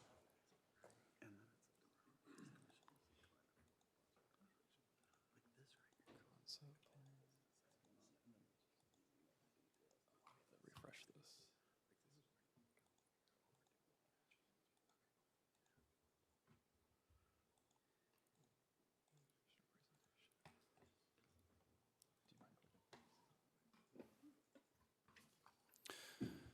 Okay, so good evening, members of the commission. For the record, Weston Rogers with the Community Development Department. The item being presented before you tonight is the Winterberg Planned Unit Development District. This petition proposes to rezone roughly 206 acres of land generally located southwest of the intersection at 193rd Street and Casey Road for the development of a single-family residential neighborhood. This item received its first reading at the January 29th City Council meeting and is slated for a public hearing at tonight's APC meeting. The petition was properly noticed and advertised, and staff has received 2 public comments. One of those public comments was included on the public comment exhibit, which is included as part of the agenda, and then 1 comment was shared with you at the beginning of this meeting via email. Since that was a late comment, we didn't have time to integrate that into the exhibit. John Dobashewitz of Nelson and Frankenberger is here tonight to provide a presentation on this item. Both the petitioner and staff are available to answer any questions, should there be any from the commission. Thank you. Thank you. Mr. Dobashewitz.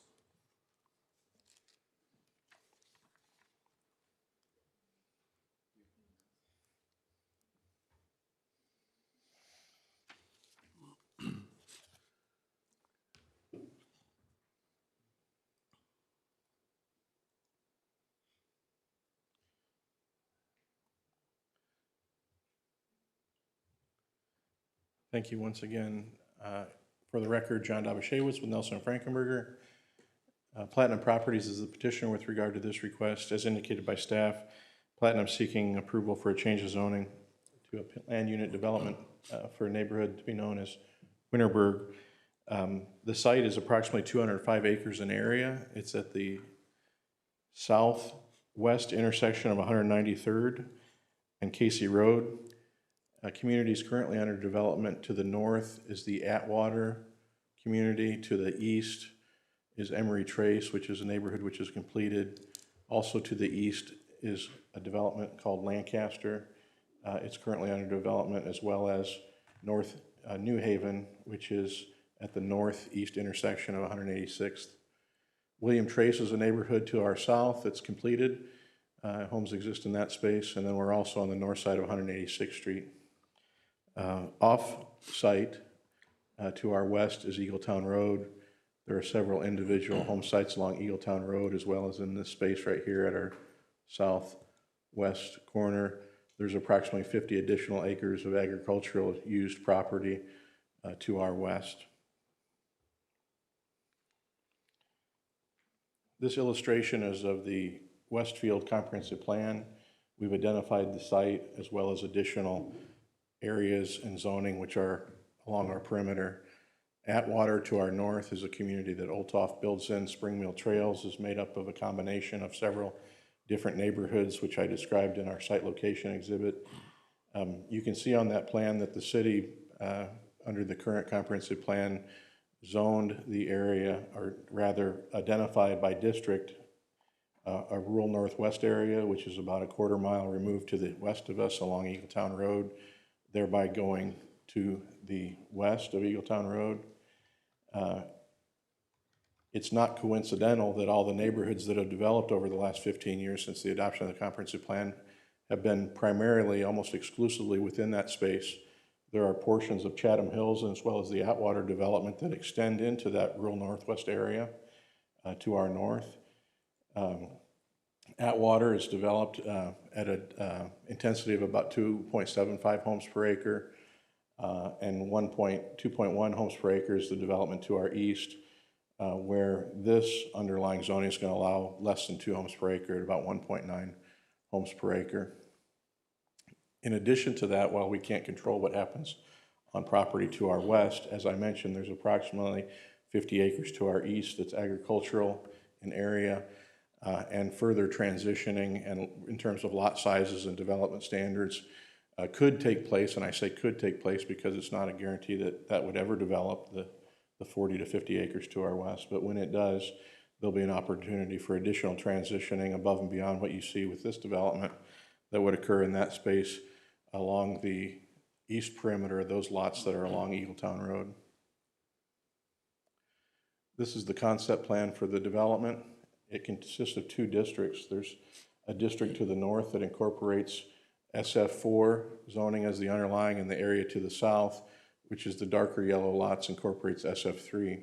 Access to the neighborhood would be 2 primary entrances, one off 193rd and one off of Casey Road. In addition to that, you can see right here, there's a stub street provided to the parcel to the west. That's a requirement of the city that we provide connectivity for vehicular access to that undeveloped or parcel that would potentially develop in the future. Another primary component of the site is 35 acres of a common area along our south perimeter, amenities that are centrally located. One of the design parameters that you see in this development, which is characteristic for others in the vicinity, is that there would be a frontage drive along 193rd Street, a frontage drive along Casey Road, with the fronts of those homes facing the perimeter street rather than having the backs adjacent to the outward view from the neighborhood surrounding us. One of the other components is primarily with regard to, if you look at the plan, all the lots, almost without exception, back up to common open space area, whether that's ponds or landscape common area along those perimeters. You can see a faint red line. We'll blow that up for the workshop discussion, but there's a significant amount of trails through those areas that activate those spaces so that they're available for the use and enjoyment of all the neighbors within the community, not just those with a rear yard view of that common open space area. There was a plan that we took the amenity space and pushed it a little further south to the location about right here on our aerial. Staff had asked us to reconsider that and locate it centrally to the site so that it was in the closest approximate walking distance to all the residents within the community. Another thing that you'll may be aware of, the city has a third trail, and we don't talk about it very often, but it's the Little Eagle Creek Trail. There's short segments of it constructed throughout the community today, but effectively from a land planning standpoint, it is the equivalent of the Monon and the Midland in terms of planning for the city into the future. It's the third leg of that trail that'll create a triangle. As one goes up the Midland, it connects up to the north of near Chatham, runs generally south and east, or rather west, and picks up right here. I believe the trail goes behind Mr. McCarty's house in the neighborhood, Water's Edge to the south. So we're working with Public Works on the best solution for that trail to surround this property, and we'll have more information to share with you at the workshop meeting regarding that. It's going to bring it over and cross at a controlled access point here at 186th, and then up the east side of Eagletown Road, so that we're dealing with less mid-block crossings, and the primary trail would cross at a controlled intersection. So we're working with Public Works. I'll be able to provide more information on that in the future. Additionally, there's minimum 25% open space in this plan where the UDO requires 15% open space. A lot of attention's been paid to that west perimeter of our site. That west perimeter of our site will meet and exceed the landscape buffer requirements that are in the UDO along this segment. And then the ordinance also requires us to have substantial compliance with this plan. And this plan affords the existing lots that you see here to our south and west a greater setback, buffer, pond area. The path will come along their perimeter so they can access that if they so choose. But a lot of elements there that don't place lots directly adjacent to them with just a standard 30-foot to 40-foot setback within common area open space. Regarding the homes to be constructed within the area, while there's no contracts for building yet, Platinum, Paul, Rio has been in communication with both Beezer Homes and Pulte Homes. They would develop within the community. As noted, the homes along the perimeter street all face, so their fronts go along Casey Road, 193rd Street. In terms of anticipated home sale price, we're looking at $400,000 to $500,000 in Area A, which is to the north, and Area B, which is to the south, would have homes between $400,000 and $600,000 in proposed value.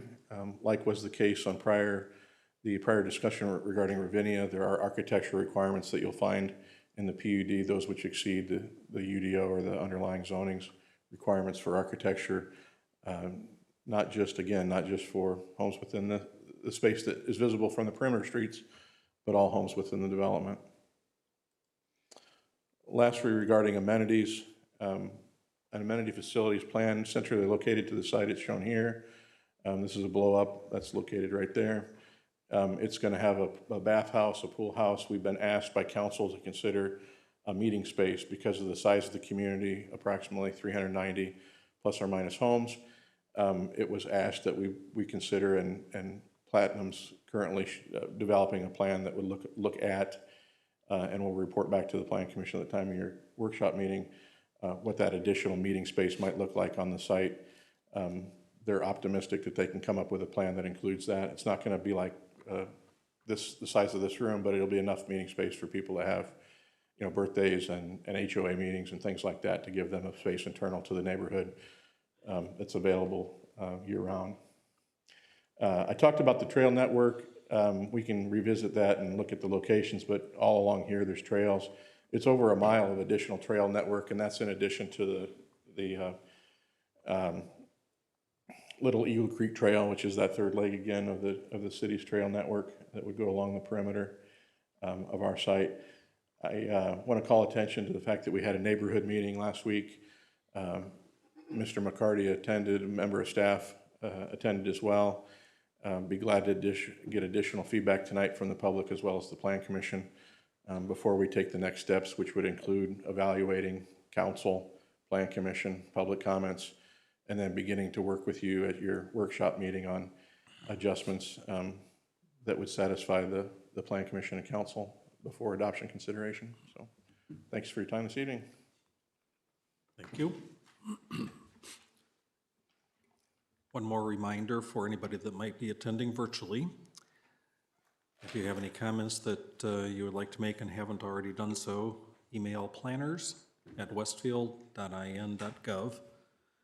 Now we'll go ahead and open a public hearing on this item at 8:48 p.m. Is there anybody present that has signed up to speak? I see at least 1, 2, 3 folks queuing up.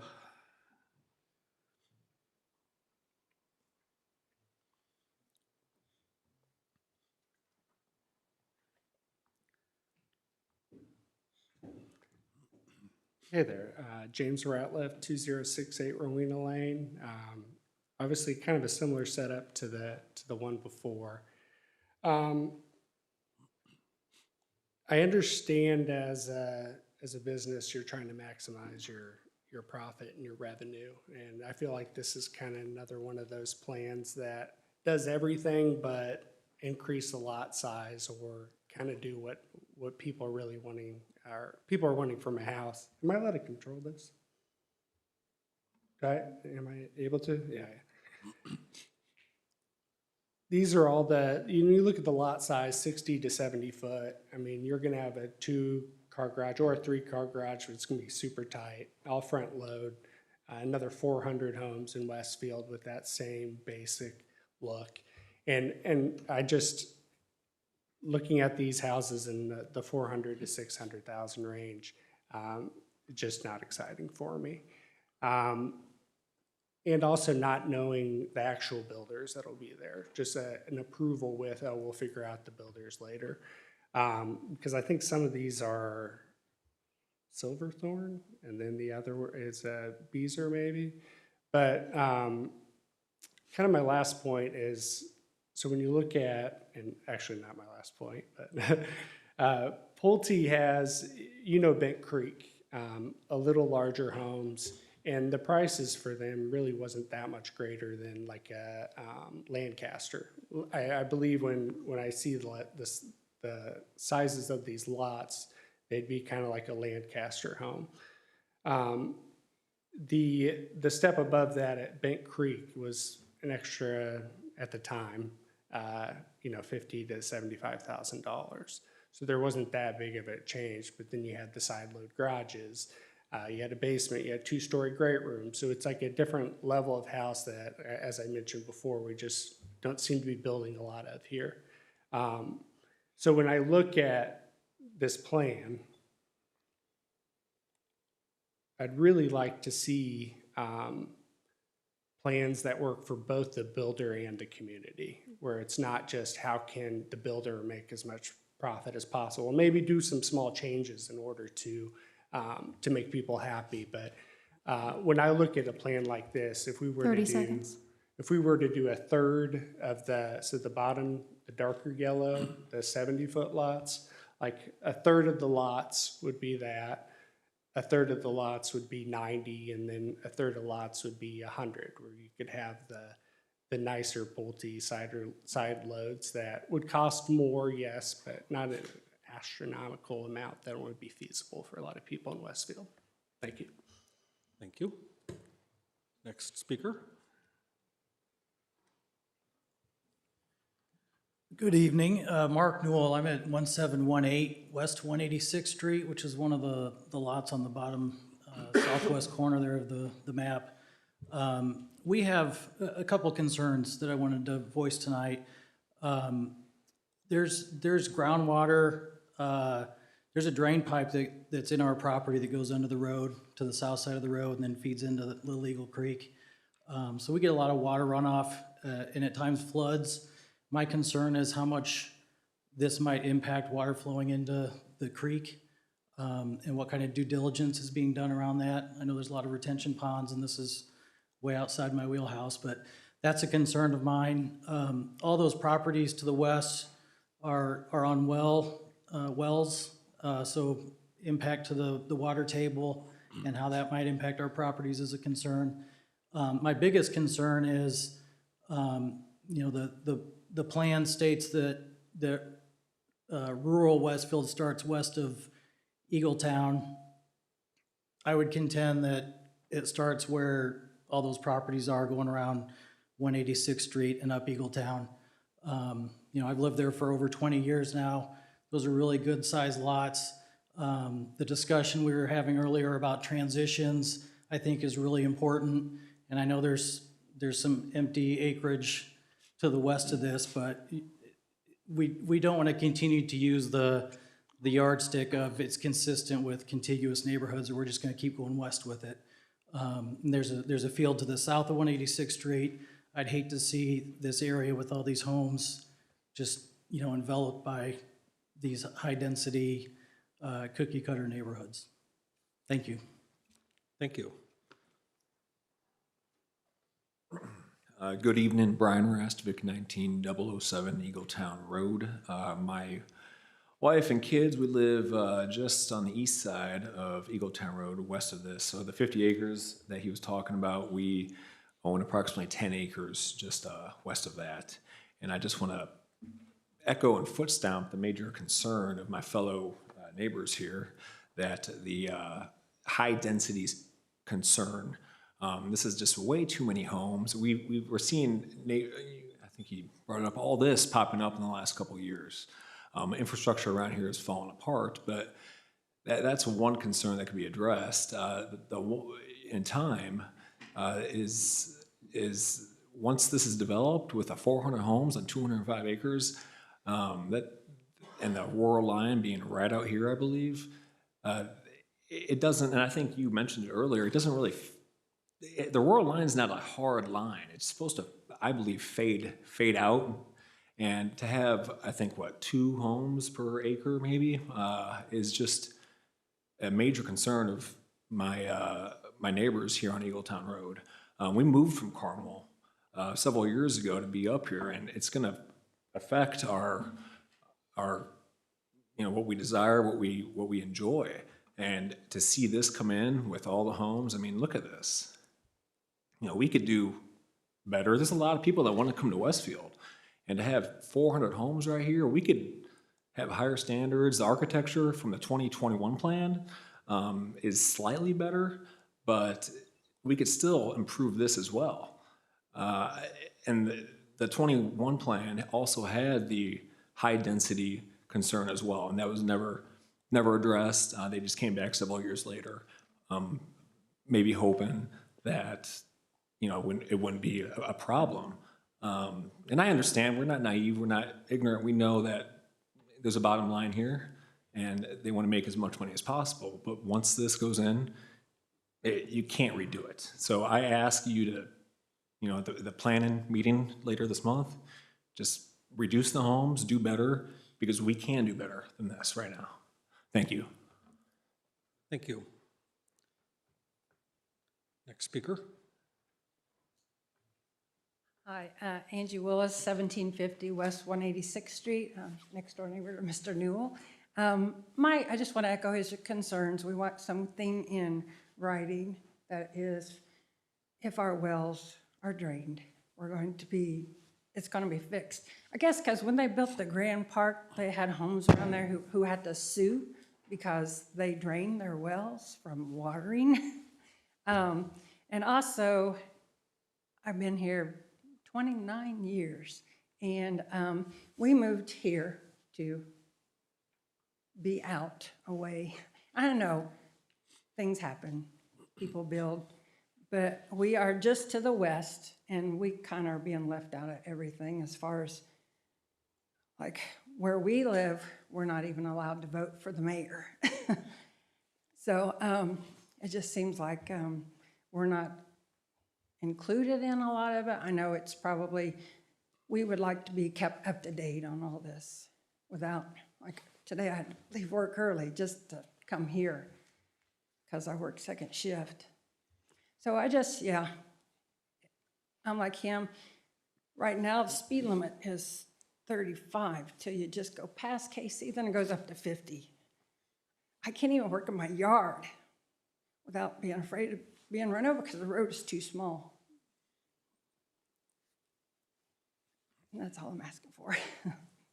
Just, that we're going to get some kind of guarantee that we're not going to get flooded, our homes are going to lose value, and our wells are going to go dry. Because we do plan on moving in like 3 years, so I want to be able to sell my home for all the money I've put into it. Thank you. Thank you. A couple more speakers have joined us. Before you begin, one last reminder, if there is anybody out there attending virtually, planners@westfield.in.gov, so that if there isn't an email waiting for us at the completion of the in-person comments, we'll close the public hearing. So please proceed. Thank you. Yeah, my name's Craig Coy, talking on behalf of my father and myself. My father lives at 19401 Fremont Moore Road. That's right here. I live at he lives at 19345. I live at 19401, which is just a little bit north of it. A couple concerns about the whole entire thing, kind of reiterate what everybody else is saying, dealing with the high density homes. Dr. Keene, I know you've driven through some subdivisions. You said, please drive through Atwater. My personal opinion, I think, is one of the greatest failures of Westfield. The way they designed that whole entire thing and the way it's laid out. Matter of fact, they actually are admitting that it's failing. Go on their website, they're discounting their homes huge. Goes from basically, you know, two-bedroom home next to each other, is what is it, townhouse condo? And when you go into the subdivision, you don't get a good feel. And that's the main entrance, because everybody's going south out of the subdivision. So when you pull into it to the north, it's got a nice appearance, but the homes just don't match what we need. I can appreciate the fact that we are wanting to do high density for individuals that maybe don't have means. But there's a lot of homes already in Westfield that are high density. There's already a lot of homes in Westfield that are used in the $300,000 range. We also have homes presently going into Sheridan into multiple subdivisions in that price range. I think we need to do better with our time and our value of the resources that we have. We need to go through and start looking at basically more of the upper end. You know, the medium to low density with that. Secondly or thirdly, or wherever I'm at on the whole entire thing, 193rd Street, it's a primary artery. You guys put a jog in that. You guys know the jog there right off of Spring Mill Road where it comes left and right? That is a hazard. It is a tremendous hazard. If trucks are doing 50, even if they're doing 35, they constantly go over that. Our infrastructure is not ready yet. We don't even have the funds yet to fix 193rd Spring Mill Road and 191st Street. You know, that is a mess over there. Everybody's calling the road department daily, hey guys, fix the potholes. Well, you can't fix the potholes, there's no road. I'm sure you know that. But anyways, I would like to agree with everybody else though. A couple other things too. I think we need to look at it a little bit more closely. I know we fixed the Atwater one when we did it. I made a comment that between Casey and Atwater, they were offset, the entrances, and they put them together. I think that increased public safety. We need to do the same thing here. I drove down there today. There is a hill located right here. If you're in a car right here, you cannot see any vehicles coming from this direction. It is a hazard. Second thing is 30 seconds. Down on this area, there's a culvert going under the road, which caused the road to narrow. It hasn't been expanded. Again, infrastructure. Lastly, if you do put homes where the driveways are going to be facing my parents' house, yes, they have a tree line there now, but they're basically dying trees. They're the Dutch elm disease. So anybody pulling in or out is going to be shining into that area. Anyways, give us consideration. Last thing, not associated necessarily with this, coyote problem. Time. You can talk to me later about that. Thank you. We have one more speaker. Yes, good evening. Ryan Fear, 19089 Eagletown Road. I don't want to speak too long. Most of my neighbors have already mentioned things, but you know, personally, my wife and I moved out here about 2.5 years ago, and we moved out here for the lifestyle. We both work downtown. We make a sacrifice to drive down there every day. We built a horse barn. We've got pastures, and this is where we want to raise our family. I understand that there is a hard line that defines rural versus not, but as it was mentioned, I don't think everything should be built up to that line. There needs to be a gradient here for that. We have horse barns, horse pastures, and having a neighborhood like this right in our backyard doesn't seem very feasible. I listened to what happened in 2021 when this was originally proposed. And the big phrase that I heard in that was meaningful transition. And it doesn't seem like that any of that feedback is being taken into consideration here. That original proposal was around 330 homes. This is now 400, so you're making it even more dense. They talked about the open space being 30% last time. Now we're already reducing that to 25%. Part of the issue with that as well is that most of it's just the water here in the retention ponds. So is it truly open space? I'm not sure. I'd also like to add that we can do a little bit better with the creativity in this. I'm pretty sure I saw the amenities in the presentation 2 ago here, Rivia or whatever that neighborhood was. The pool house and the town area look the exact same.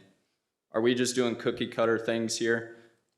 You know, it just doesn't make sense to me. That's not why we moved out here. I don't think other areas in Carmel would even allow that either, so why would we, and why would we set that precedent here?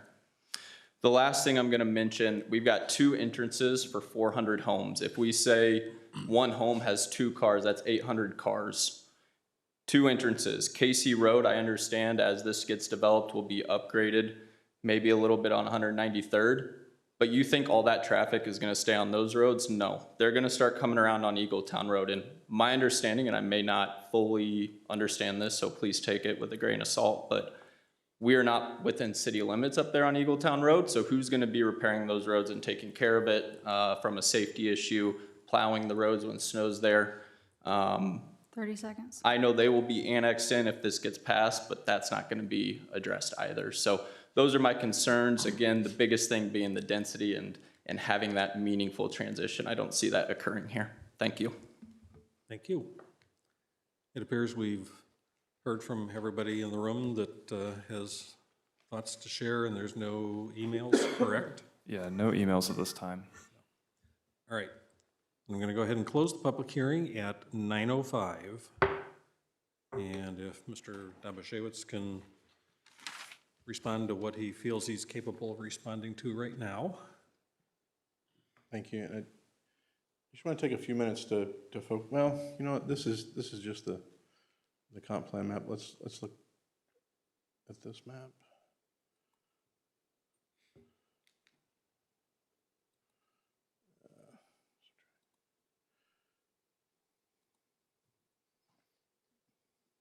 That'll be good enough.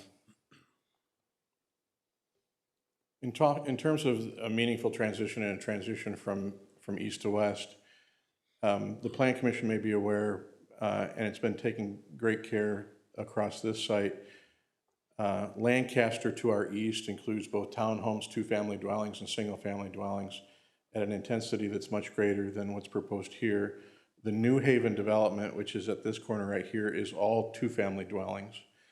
Atwater to our north, which even extends into that rural northwest area, is significantly smaller lots. The lots in there are 50-foot wide on the single family and 40-foot wide on the two family. So there's duplexes in there. There's also single family lots.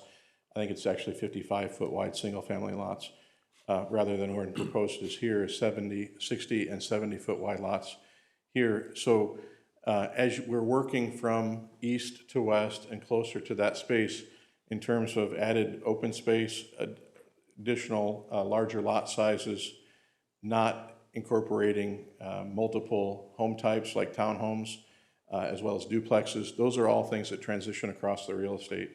To speak to what was proposed in 2001, the proposal in 2001 did not include the real estate that I'm outlining here. It's the Marianne White, a portion of the Marianne White parcel.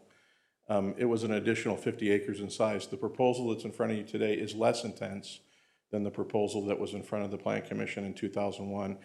I say those things to help inform the discussion as we move forward. I'm not arguing the point. If somebody says they want larger lots, they know they want larger lots. But in terms of talking about it, in terms of land planning and transitioning across the site, Platinum believes we're making meaningful adjustments as we work from east to west and from south to north, not including duplexes, not including 55-foot wide lots, and including homes. And I think a comment was made about making places available for something that might be affordable. This proposal shouldn't be received in terms of proposing something that's affordable. $400,000 to $500,000 homes and $400,000 to $600,000 homes, I don't think would be affordable to the majority of folks who live in our community today. But that's the price ranges that we're proposing to provide inventory for folks who would either move within our community or move to Westfield. Be glad to work with other comments, all the other comments that we received from the public, drainage being one.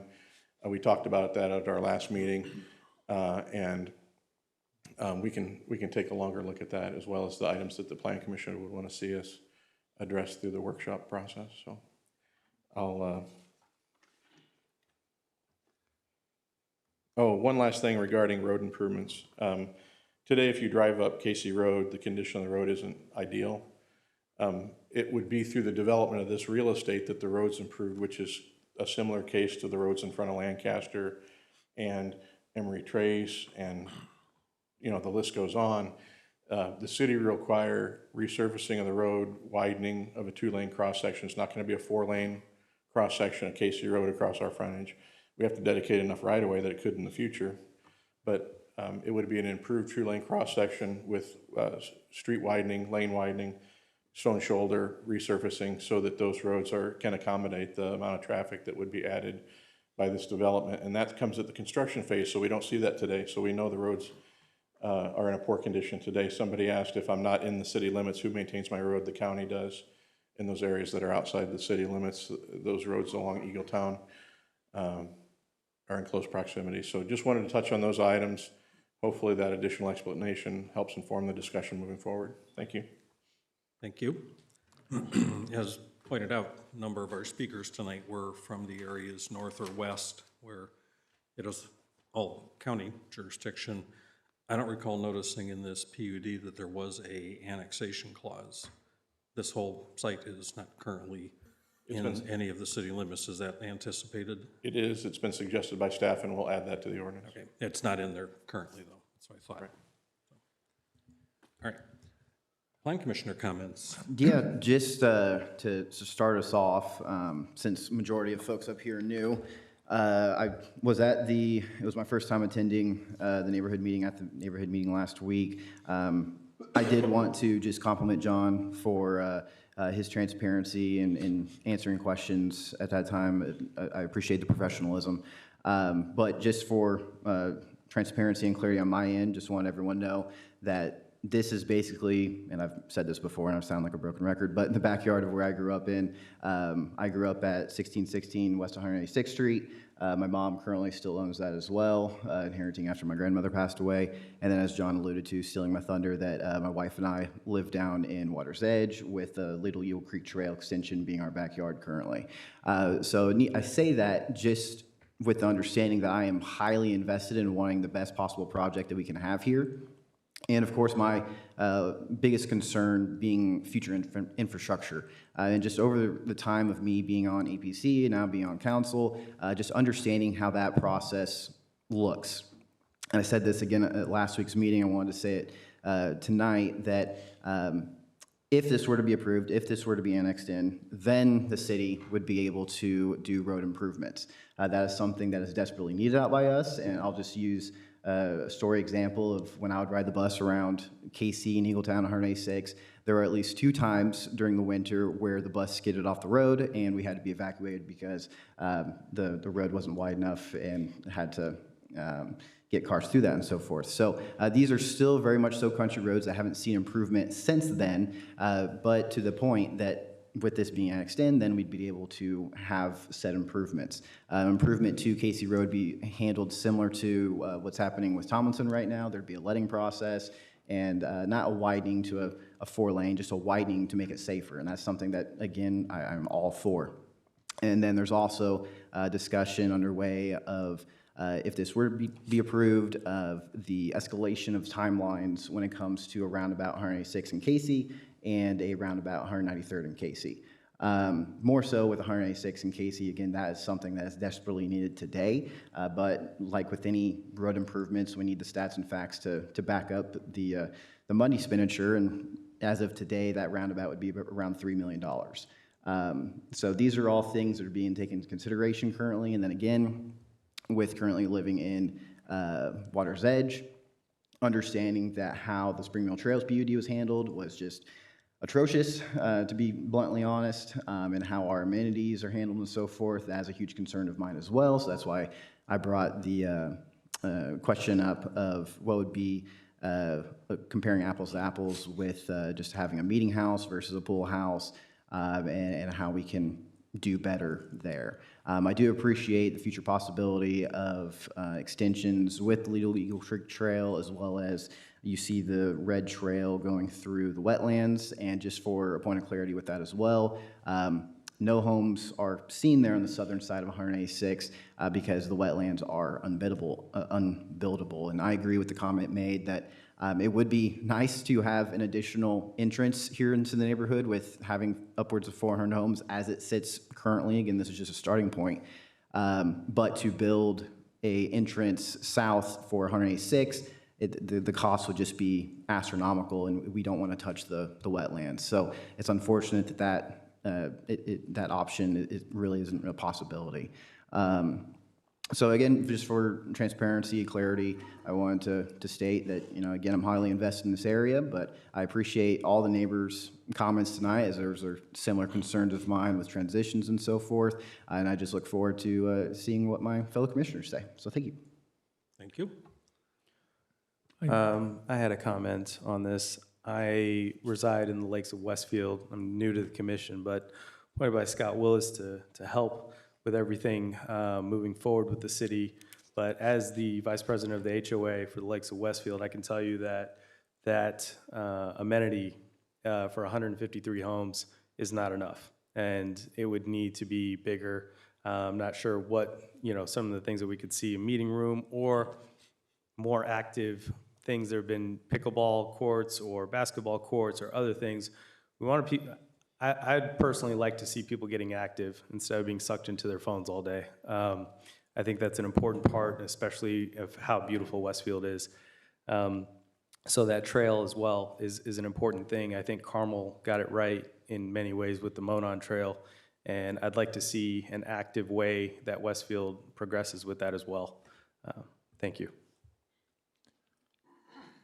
I have a couple of comments, but I want to ask for clarification. John, the SF4 underlying the designation in SF3, does that mean 4 homes per acre?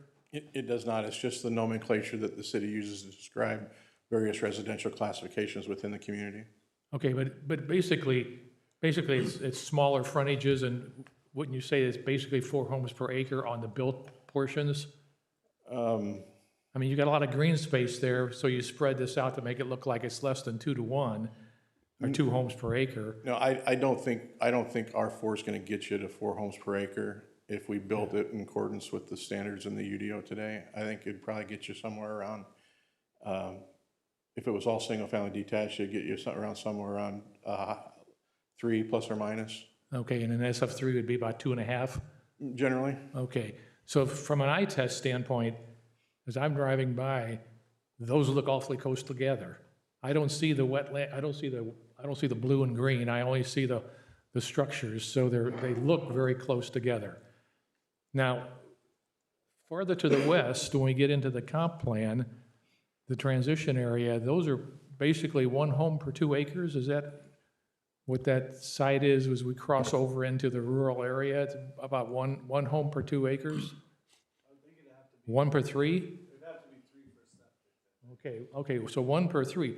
So in my mind, and again, I'm going to do this visually, by the way, I go out this way once a week to take my dog out to Heavenly Care. So I pass through this area, and it all looks homogeneous to me.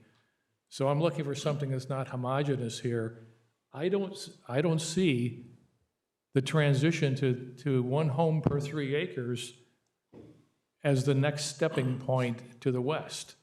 I mean, this is pretty dense housing, and then all of a sudden, boom, we fall off the edge, and we're 1 home per 3 acres. So I feel like that we can't undo the past when the people put in 50-foot frontages to the east. And yes, this is a transition from that going west, but if we continue going farther west, this doesn't really, in my mind, look like a real transition. This looks like another dense housing project that's probably got a 5-year build out, and it's not a transitional type of look. So we can take a couple looks at that, Dr. Keene. So option 1 is larger lots. Option 2 is additional transitioning in terms of landscaping. But I also want to go out and we can potentially get some photographs of what some of these different intensities look like to help give the Plan Commission an idea when you talked about the different underlying zoning classification and what does that look like when you have suburban neighborhoods adjacent to larger lot residential or agricultural ground. And we can give you a distinction between what we anticipate this to look like versus what you see in different locations throughout the community today.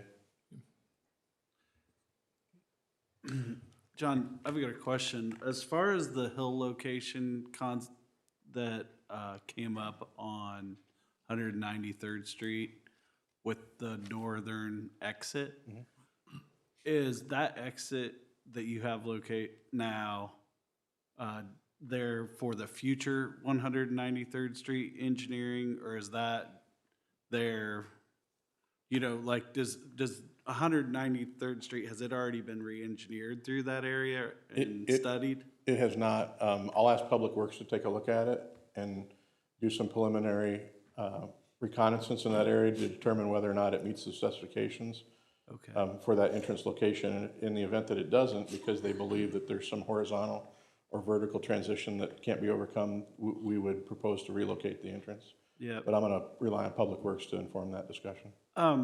When we have this in works, this still goes to workshop, correct?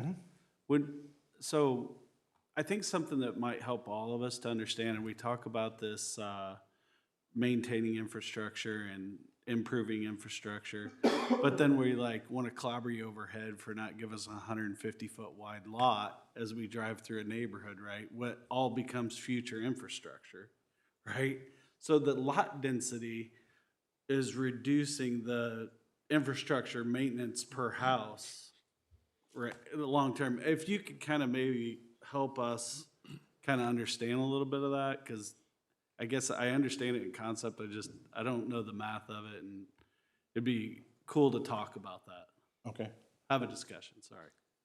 And we'll pull something together, and I'll circulate it to staff and ask them to forward it to you to make sure it addresses what you're asking for before we get to the workshop meeting. Thank you. And in the workshop, as I was saying with the amenities, I'm not just saying because I like it. I'm saying because our HOA currently now is saying, why are we paying our HOA fees for such a small pool house? What do we get for it? And we are hard to come up with an answer besides we clear the snow, or we're cutting the grass, we're trimming the hedges, we're doing something. But they're like, for this small pool house, we're paying such exorbitant HOA fees. So, and that's a issue we're currently having in our neighborhood. So that's why I brought up that point. We'll bring a couple comparisons. Paul Rio leaned over to me and said, well, there was a comment about Carmel, not that there needs to be a comparison, but the proposed amenity facility for this location was patterned off a development that Platinum Properties did in Carmel. One of the things that they found out over the development of numerous neighborhoods and several thousands of lots is that the pool deck is of primary interest to the people. They want an area to sit and put their, umbrella and have their cooler with non-alcoholic beverages in it and let the kids jump in the pool. But it's more important to have deck area for people to participate than it is to have like a larger pool. One of the things that council did impress upon us was the need for an inside meeting space that was conditioned. So what does that look like? We're going to come back and share with the Plan Commission what we believe that'll look like, so that there's more 365-day-a-year use of that spot. And then you had made suggestions about additional amenities that was also impressed upon us that we're only showing pickleball, and maybe basketball or tennis would be an option that would be considered, as well as other amenities further to the south adjacent to that larger common area. So all of those things are things that we're looking at. Okay, thank you. And just to piggyback off the comments regarding neighbors asking, well, why are we paying so much on, a miniature pool, needs to say. So that's again where my perspective comes from with Water's Edge. So a further history with Spring Mill Trails, we have 5 neighborhoods that share amenities. And the last thing to be built in Spring Mill Trails PUD was this pool. And by the time that it was ready to be built, a lot of us were saying, we don't want the pool, we would rather just have a meeting house due to future expenses. So that's why I asked the question of seeing that comparison in the future. And then just also, we've unfortunately had some graffiti and just other disturbances at the pool house, whether it be people climbing the fence and then they destroy the bathrooms, or because of having issues with an Airbnb in our neighborhood, a whole baseball team stayed there, and then they utilized the pool and none of the neighbors were able to use it. So there's many different factors needing to evaluate with that. Has this been reviewed at TAC yet? Yes, sir. It was? Okay. I didn't notice a mention of that. Just want to make sure that we weren't duplicating issues here. If they've already seen a lot of the things that we're talking about, that's where they would normally get more of a detailed review and comments. Some of the things like where is the entrance going to be? Is the rise in the road a problem or not? Right. And, So if it's- and ordinarily that would come at plating and development plan, the detail with regard to the vertical transition. But I want to send or ask Public Works to go out there and look at what we're talking about. And if they've determined that it's something we're gonna have to address in the future, let's identify it now and incorporate that into the overall design. Yeah, at every stage of the development, from zoning all the way to permit, every step along that way, this project will go to the technical advisory committee. Depending on what stage you're in, kind of depends on the lens that the project is viewed through, so. But it did The go makeup through of the TAC. people that are at that meeting is very flexible, Yes, the depending upon petitioner, what needs to be discussed. Yeah. Can I make one more comment? No. You know, I do want to applaud you on this project for bringing the exterior, the houses facing out, pointing towards the primary arterial and 193rd Street. So like the front facing homes. We were beating you up a half hour ago about not doing it enough, but so I appreciate that. And I can't tell I can't tell people enough what a difference that makes, in my opinion, to the street view of driving up and down our community. So thank you for bringing a project like this, like that specifically, into your project. Thank you. Thank you. Any other commissioner comments? Yes, John, the one comment I had is similar to what you've heard, but maybe a different perspective. It's about the transition of the density and so forth. And first of all, I agree, this is a good step relative to your neighbors to the east, Lancaster and whatever the others are. I would like to see when we get to the workshop, the delta again within this half mile or whatever the east-west width is. Looking at it from the perspective, if there's a development to the west, seems probable eventually, and if you were representing that petitioner, and based on your participation tonight, I'd say your business is doing pretty well at that. You probably would lead off with a comparison to Winterberg to your east. I'd expect that. That's what I would do. I want us to start setting ourselves up to make that easier to make these steps, like it's kind of ramping through each PUD instead of, well, the one to the west looks just like the one to the east. I think the comment was made about moving the yardstick along. If we had a transition here, even if it was just the row along the western boundary that decreased in density so that we had that kind of set up for the next one and then it transitioned across it as well. That's what I'd hope to see when we get to the workshop. I think what you're saying is it'll help establish an expectation as we progress. Right. And for you, it may mean two product types or, you know, area A, area B, or however you do that, but just something where that west side is noticeably different in density than where you start off on the east side. Okay. Thank you. More of a clarification request that can be covered at workshop, but, you know, just thinking through the roadway planning and looking at the centralized roadway, or we were just looking at the centralized roadway anyway, that looks like it has a connection point to the west. I don't know if that stops at the property line or if it's intended to be a cul-de-sac or if there's proprietary expansion plans we can't yet talk about, right? But just understanding that intent a little more, because my understanding of all of these houses, or most are front-loaded. So what's the intent of just that little itty-bitty jog there north of that small retention system? And is it necessary? Because to me, it just feels like there's 6 homes thrown in a little corner just to increase density as much as possible, and then they're just there. And so if we're talking about flow, to me, that just doesn't, on paper, look great. So just understanding that a little more would be great. Are we talking about extending this here rather No, than here? Right there. I'm just asking the purpose, the intent of the extension. Are we just technically reviewing phase 1? Is there expansion plans further west? Is that there just to serve the house? Is the house front loaded? I mean, As a requirement in the UDO today, if there's an undeveloped ag parcel or undeveloped, you know, an area that's used for ag today, the city requires there to be stub streets extended to that property line so that if the property develops in the future, it would connect internally both with pedestrian sidewalks, so people don't have to go out and about, and streets, so that it affords one or numerous more ways in and out of developments for the purposes of distributing traffic. and I guess understanding what the UDO says, that's understood, but then at the same time, if we're already talking about 2 points of egress for that many homes, is this just a further problem down the road? And I guess that's more of a holistic question and not more on you and more on us, I think, to think about too. But We'll circle back with Public Works and confirm that they're okay with the 2 points as proposed. Just a final two thoughts from me that I want to made sure I shared. Being the council representative on here, some thoughts have been shared with me. I know one councilor sent in his thoughts, but just generally, there were some concerns regarding adjusting the side yard amount, like our UDO standard as we have off to the side, it being a higher number than what it is being proposed at. So I just want to bring that to your attention, that's been brought up to me. And then two, I mentioned this when we had our first initial meeting, that something that's very important to me is addressing multi-generational housing in some capacity.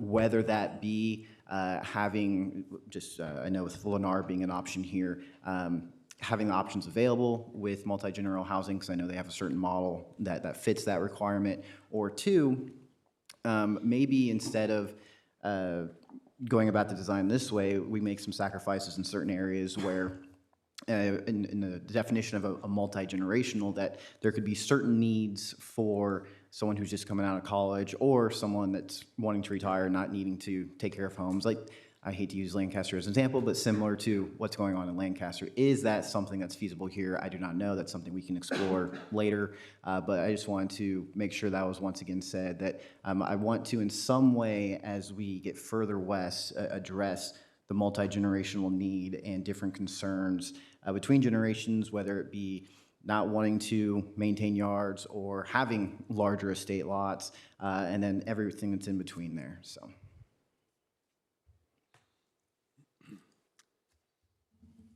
Anybody, anything else? I'm sure John has a very full notebook full of notes now, and at some future workshop meeting, we will thoroughly discuss them and see the revisions. Our anticipation, based on staff's schedule, would be that would be at your March workshop meeting, not later this month, but in March. Right. Thanks. All right, thank you. Those are the public hearing items, all completed now.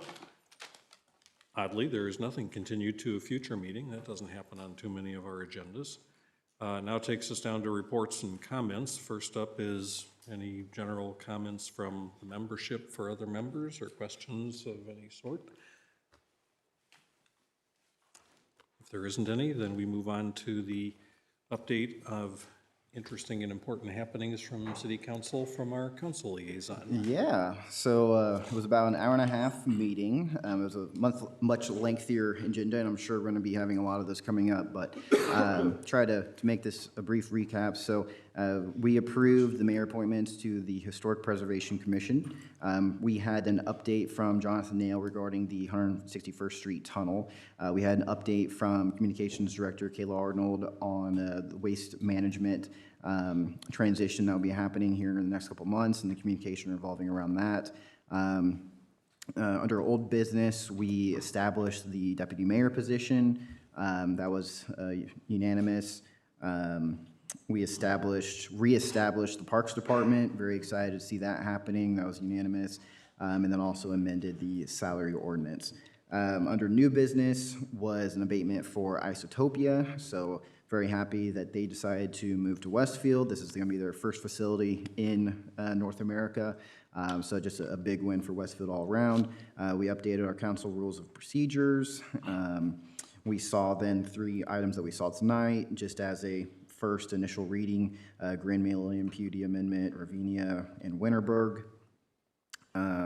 We adopted the additional appropriation for 2024 with Mayor Willis's asks for headcounts and just everything encompassing his new administration.